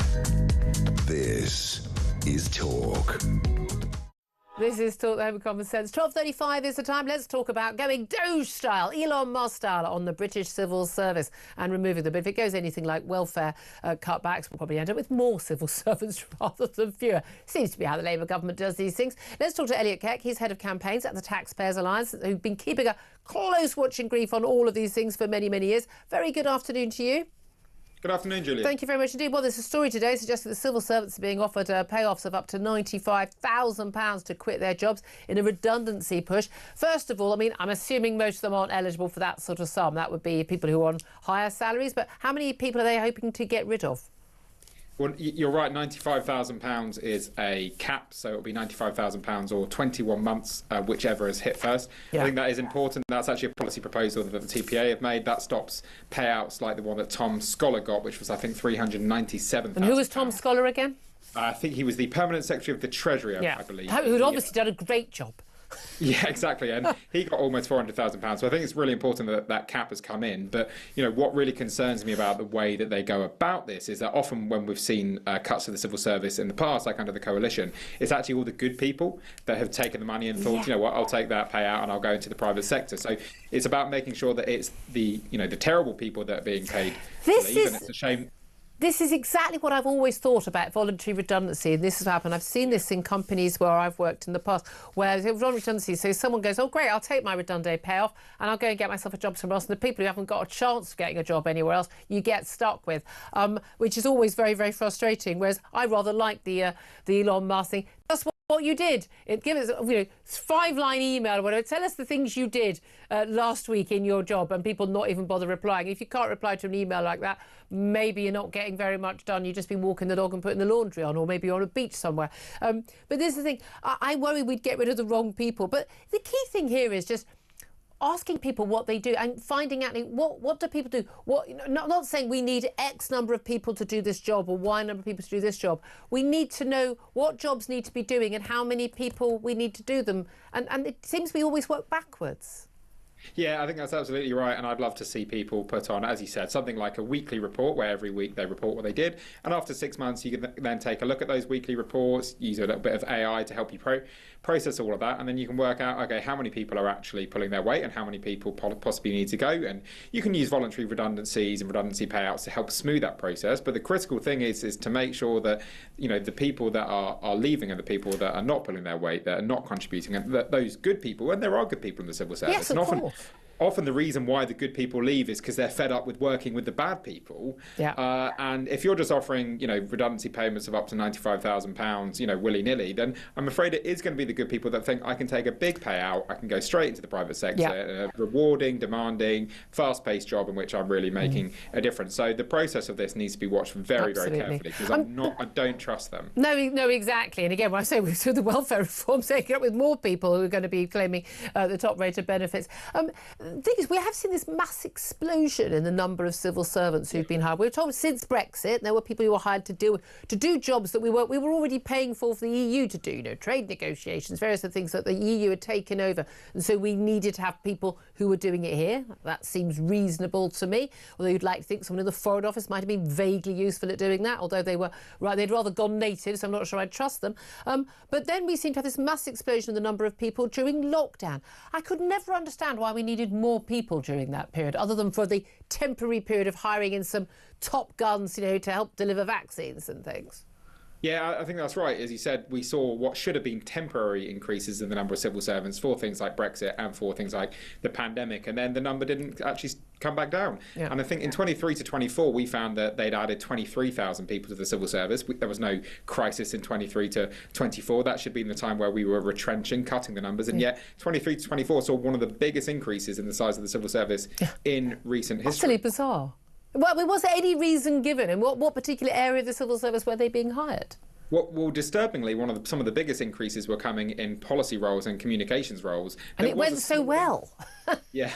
Yeah, I mean, there was an increase in frontline staff as well. So, things like prison workers, there probably does need to be an increase. But I'm afraid broadly, actually, a lot of the increase is coming in largely redundant and pointless backroom roles. Or if you need the roles, you certainly don't need as many as you do. You don't need a dozen comms officers in every single government. Absolutely not. No, exactly. But I think we want those frontline roles. I mean, we could solve a lot of problems in our prison system. We had more prison officers, more police officers, more nurses. We need those frontline roles, but we always seem to be expanding the people behind them. I mean, no, we need some of them, but we certainly don't need. I mean, we certainly saw, didn't we, the getting rid of NHS England, just a huge. I think it was like one person at NHS England for sort of every 8 doctors we had working in the NHS in England. Clearly absurd. And I know there are more people than doctors in the NHS, but clearly an absurd metric. Elliot Keck, Head of Campaigns at Taxpayers Alliance, thank you as always for joining us. Thank you also to Taxpayers Alliance for keeping an eye on these things. It's nice to see people sort of paying attention to that stuff. But Claire, you worked in government. You were a special advisor. You're still, working with the Conservatives, working with the Conservative MP. But I mean, it's kind of soul destroying watching this stuff. We haven't seen public services getting any better. We haven't seen, things more efficient, and yet we've got more and more public sector workers being paid more and all on the payroll. I think we need to start looking at government departments like private business, because private enterprise will get rid of people on a regular basis. There'll be a natural sheddage of individuals. And I think that we need to start looking at our government departments like that. Cut our costs. We do need to cut our costs. We need to be efficient. We need to be a lot leaner, and they need to be a bit more proactive. And that's not what they are. And go into the office. Go into the office. If you're told to go into the office, go into the office. 12:42 is the time. I have to say a big goodbye to you because Peter Carball's going to be in the studio in a few moments' time telling us what's happening at PMQs. And I just wouldn't want to, not put you through Peter Carball. We love Peter Carball, not put you through PMQs. But I'm going to put you lot through PMQs. But Claire, always absolutely fabulous having you in. Go and do a proper job now. Right now, though, it is time to find out how you could be in with a chance of winning not just Oasis tickets at Wembley this summer, but also £10,000. How do you fancy winning tickets to the hottest gig of the century? Here at Talk, we're giving you the chance to bag yourself a pair of tickets to Oasis at Wembley this summer. Plus, we're giving away a whopping 10 grand and putting you up for the weekend in a London hotel. All you need to do is text the word prize to 83338 and you're in the draw. Alternatively, you can enter by post. Once again, all you need to do is text the word prize to 83338 or you can enter by post. Good luck. 18 plus UK excluding Northern Ireland. Enter by text for £2 plus one standard network charge by 11 p.m. on the 7th of April 2025. Or post your name and number to Oasis Competition, PO Box 3190. Colchester CO2 8GP to arrive by 5 p.m. on the 10th of April 2025. Full terms and conditions at talksport.com. This is a News Broadcasting Network promotion. Good luck in that competition. 12:43 is the time. We're going to take a quick break. Peter Carball up next with PMQs. This is Talk.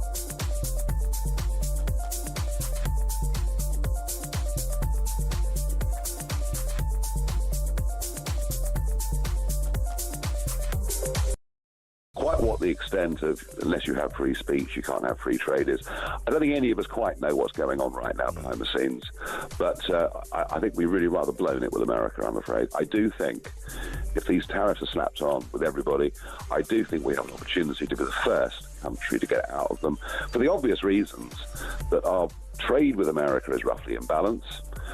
And, hey, you know what? They are the biggest foreign investor in Britain, and we're the biggest foreign investor in America. So we've got lots of mutual interest. It's bad news, but we can get out of it. Across the UK, on DAB+, on your smart speaker, on your smart TV, and on your side. This is Talk. This is Talk, the home of common sense with me, Julia Hartley-Brewer. 12:45 is the time. Now the man, the toughest job in showbiz, Peter Cardwell is here. Talk presenter, of course, political commentator. We make him watch PMQs, the whole lot of it, so he can pick out some clips and we don't have to. First question, always at this time of the day this week on a Wednesday. Were there any highlights we need to talk about, or do you want to just head off out of the studio? Not massively, Julia. I think I should probably just go and you can. All right, fair enough. Guys, we need some calls. Please call in. 0344 499 1000. It was fine. I mean, it wasn't dramatic. It wasn't. There were lots of questions about tariffs, for example. Well, I was going to say it's a bit weird. It's quiet because we're a week after spring statement. Well, that was the first question. Although that's already unravelling. Yes, it is, and that's the first question that I'm going to bring you from Kemi Badenoch, actually asking about all these figures banding around. Labour saying everybody £500 worse off. The OBR saying actually £3,500 worse off average family. Which is it? And that's essentially what Kemi Badenoch asked within this. But in the answer, very, very interesting. Just listen to what Keir Starmer says in this, because I think he reveals something about the £22 billion black hole, which, of course, may or may not exist. Very interesting. So let's have a watch and listen of that clip. During the election, the Prime Minister also promised that he would not increase taxes on working people. But even the OBR says that the jobs tax will be passed on to workers. On average, families will be £3,500 poorer. Why should anyone trust him again? Prime Minister. Well, her fantasy figure is about as much use as Liz Truss's economic planning. But let me get her position right if I can follow it. She wants the extra £26 billion in the NHS, Mr. Speaker, that was paid for by the national insurance rise. She wants that. She doesn't want to reverse the national insurance rises. So she's now reduced this absurd position of voting in the budget, carping against a budget that she actually agrees with. Mr. Speaker, I don't agree with making people poorer. I don't agree with pensioner poverty. There's a good comeback there from Kemi Badenoch, but talk us through very interesting that. Starmer said. So he said today, within that answer, that the £23.8 billion national insurance tax hike of the budget was to fund the £22 billion more, 0.6 more for the NHS. But at the time of the budget in October, Rachel Reeves says it was to plug the £22 billion black hole. Right. So which is it? So, well, it's also the second question is, have they spent the money twice? Or did the black hole just not exist in the first place? I think the answer to both those questions is yes. Right. I think it's actually, again, I don't think the numbers do add up. And we've got this, this fiscal headroom that Rachel Reeves, the Chancellor, claims to. It was 9.9 billion, and then there wasn't a fiscal headroom according to the latest figures because basically the economy ain't grown and all the other problems with the world economy. And she's found it again. It's rainy day money, effectively, but the OBR and everyone else is predicting that's going to be wiped out before the autumn proper budget. We may see more tax rises, we may see more spending cuts, or who knows what else is going to go on. We may see actually our borrowing costs going up. They're 100 billion a year already, just to service the interest. But everything, I feel like today, having PMQs today, everything is waiting on that announcement from Donald Trump. So it's 9 o'clock tonight UK time. It's going to be in the White House. As one of our guests said earlier, it should be on pay-per-view. People will be watching it. Yes. Now, a lot of people will be saying, I don't care what US tariffs are on. I don't work for a company that sells anything to the US. What difference does it make? Well, it's going to affect all of us. Tell us how it's going to affect If the car industry, for example, which is a big enough industry in this... 800,000 people That's in this right. country. If people lose their jobs, not everybody's going to lose their job, but if some of those people lose their jobs, well, that's going to have an effect on the wider economy. It's going to push prices up, and that's actually what Kemi Badenoch asked Keir Starmer, and he had quite the comeback to her in this second clip. OK, let's have a watch and listen to that. Labour's record is a car industry in crisis, even before tariffs. There are 25,000 more jobs now at risk. He says he's preparing for eventualities. Can the Prime Minister tell us exactly what he is doing to protect the British car industry from his failure to negotiate? We're taking a calm, pragmatic approach and keeping our feet on the ground. was the Trade Secretary, Mr. Speaker, who failed to get a trade deal with the US. Interesting, talking about the last Trade Secretary failing to get a trade deal with the US. Labour, as I recall, were very, very critical of the prospect of a trade deal with the US when they were in opposition. It was all about the Americans are going to basically privatise the NHS and make us all eat chlorinated chicken, which apparently, when it's sold here, is the worst thing in the world and will kill us. But if you have it on buffalo wings, if you're on a holiday in Florida, which is what you're eating, it's all chlorinated chicken in America, is absolutely fine. Yes, it's fine. I mean, it's utterly bizarre. I mean, it really is. It is utter madness. I think we may be quite close to a trade deal. It's quite interesting what some of the reporting, especially from Steve Swinford at the Times, the sort of doyen of political reporting in this country. And he is saying... All right, he'll take you to lunch, OK? It's interesting, though, in terms of the fact that I think we're quite close to a trade deal, but at the same time, that's not going to happen until these tariffs are announced. I think Trump... My instinct is Trump wants to do what he always does, which is have a big announcement, something big, bold, America first. Ta-da! I'm saving America, everything's marvellous, and then slightly row back from it. We've seen that with Canada, we've seen that with Mexico, we've seen that with China already. We may well see that in some other instances. He wants to have a reciprocal... A lot of our callers are pointing out today, and I think quite rightly, that actually, and again, I'm not sure that this tariff war is a good thing. I think this could roll completely out of control and be very damaging. I think damaging also to American consumers and not lead to those jobs being onshored, as he hopes. But again, there's an element of this which is similar to Brexit, which is about, it's all very well having free movement of everything, trade and goods and services and people, but actually that impacts different people differently. And people at the bottom of the pile get impacted much harder than people at the top of the pile. So you get their free nannies and gardeners. I mean, cheap nannies and gardeners, and that's the reality.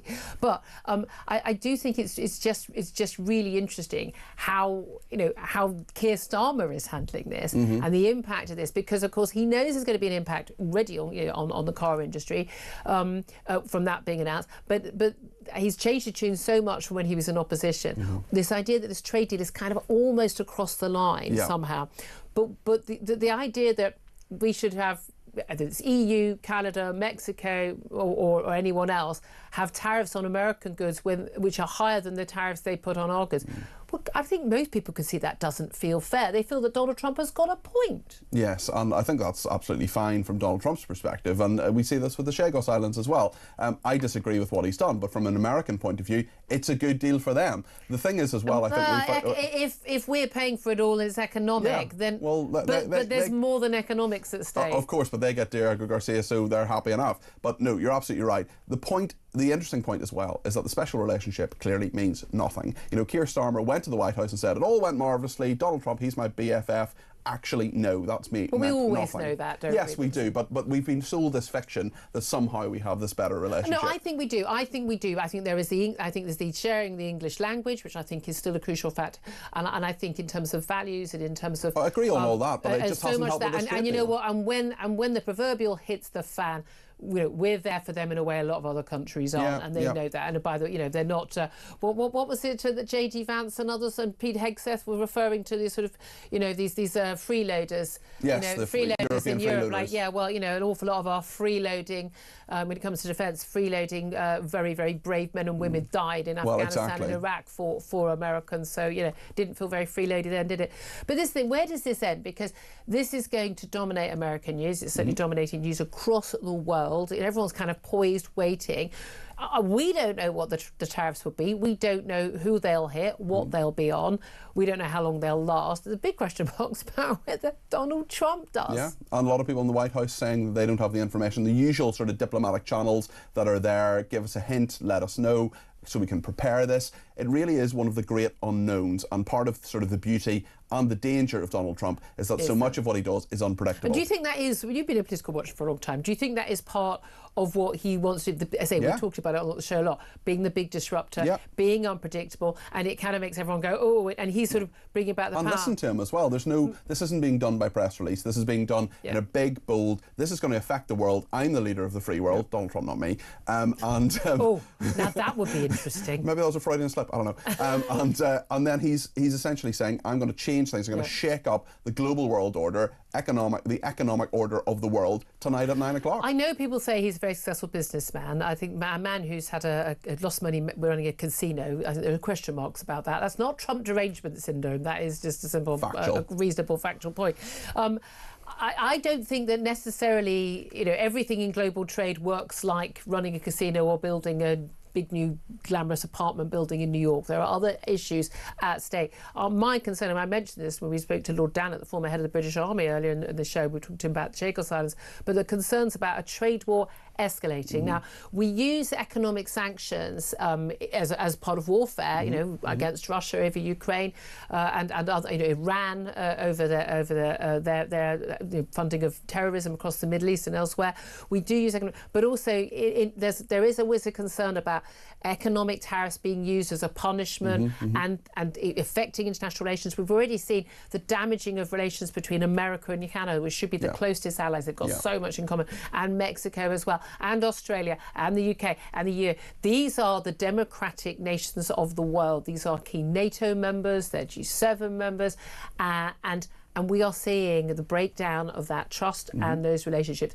There is a danger there in a very dangerous world with hostile players like Russia, like China, like Iran. That breakdown of that relationship could be very damaging. I think you're right, Julia. We've seen it over Ukraine. We may well now see it economically as well, where essentially you're at war on one front, whether it's economically or in terms of sanctions on Ukraine or a deal with Russia or Putin or whatever, but then you're supposedly having good relations otherwise, and things are fine in another respect. So that is very difficult. It's a tricky picture when previously not everything was perfect between the United Kingdom and the United States under the Biden administration, but certainly things were more fractious and they're pointing at least in the same direction. Things are changing. Trump says America first at all times, and that's exactly what he's doing.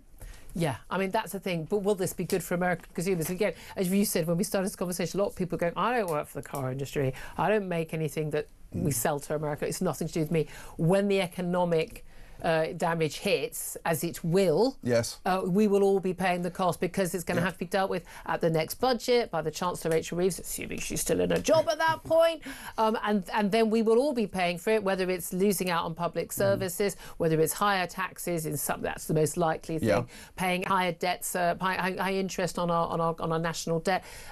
We are going to feel the impact. And Rachel Reeves then gets to blame America and say it's all their fault, nothing to do with nothing to do with us, my management, or perhaps even mismanagement. No, one might nothing argue, to do with energy prices, or welfare dependency, or high taxes. No, absolutely. It's fascinating. Thank you for those highlights of PMQs. Very interesting questions there. Peter Cardwell there. Joined now in the studio by David Bull, who's in once again all this week for Ian Collins. Hello. Very, very good afternoon to you. Lovely to see you once very again. Day. Now, listen, it's so nice to keep seeing you every day. Really enjoying it. We miss you, Ian. We miss you as well. Don't feel left out. But what do you make of this? Like, you've been with the Reform Party for a long time. And there are lots of close links with Republicans and with Donald Trump and things. But what do you make of Donald Trump and what he's doing? So I'm not sure how much of this is blustering. Of course, Trump is a businessman, and the whole art of the deal is to go in high and then you drop down as a result of the counteroffer that comes in. I don't know. I mean, the thing about Trump is he obviously is a protectionist. He wants to make America wealthy again, the Liberation Day. I don't think this has been really thought through. And of course, from what I've understood, there are last-minute meetings trying to work out what the tariffs are going to be across the board. What's it going to be for the United Kingdom? What's it going to be for the EU? We know that Trump doesn't like the EU. Trump does like the United Kingdom. The question is how much. And we've got does he like that visit with Charles and Camilla. Well, hi, Donald, if you're watching. There's a lovely, lovely four-poster bed in a castle somewhere waiting for you. You can have a castle. We'll let you sit on the throne. You can try on the crown jewels. We're not bothered. Exactly. But we'd like to keep jobs here. Yeah. But that's interesting, is how thought through this is.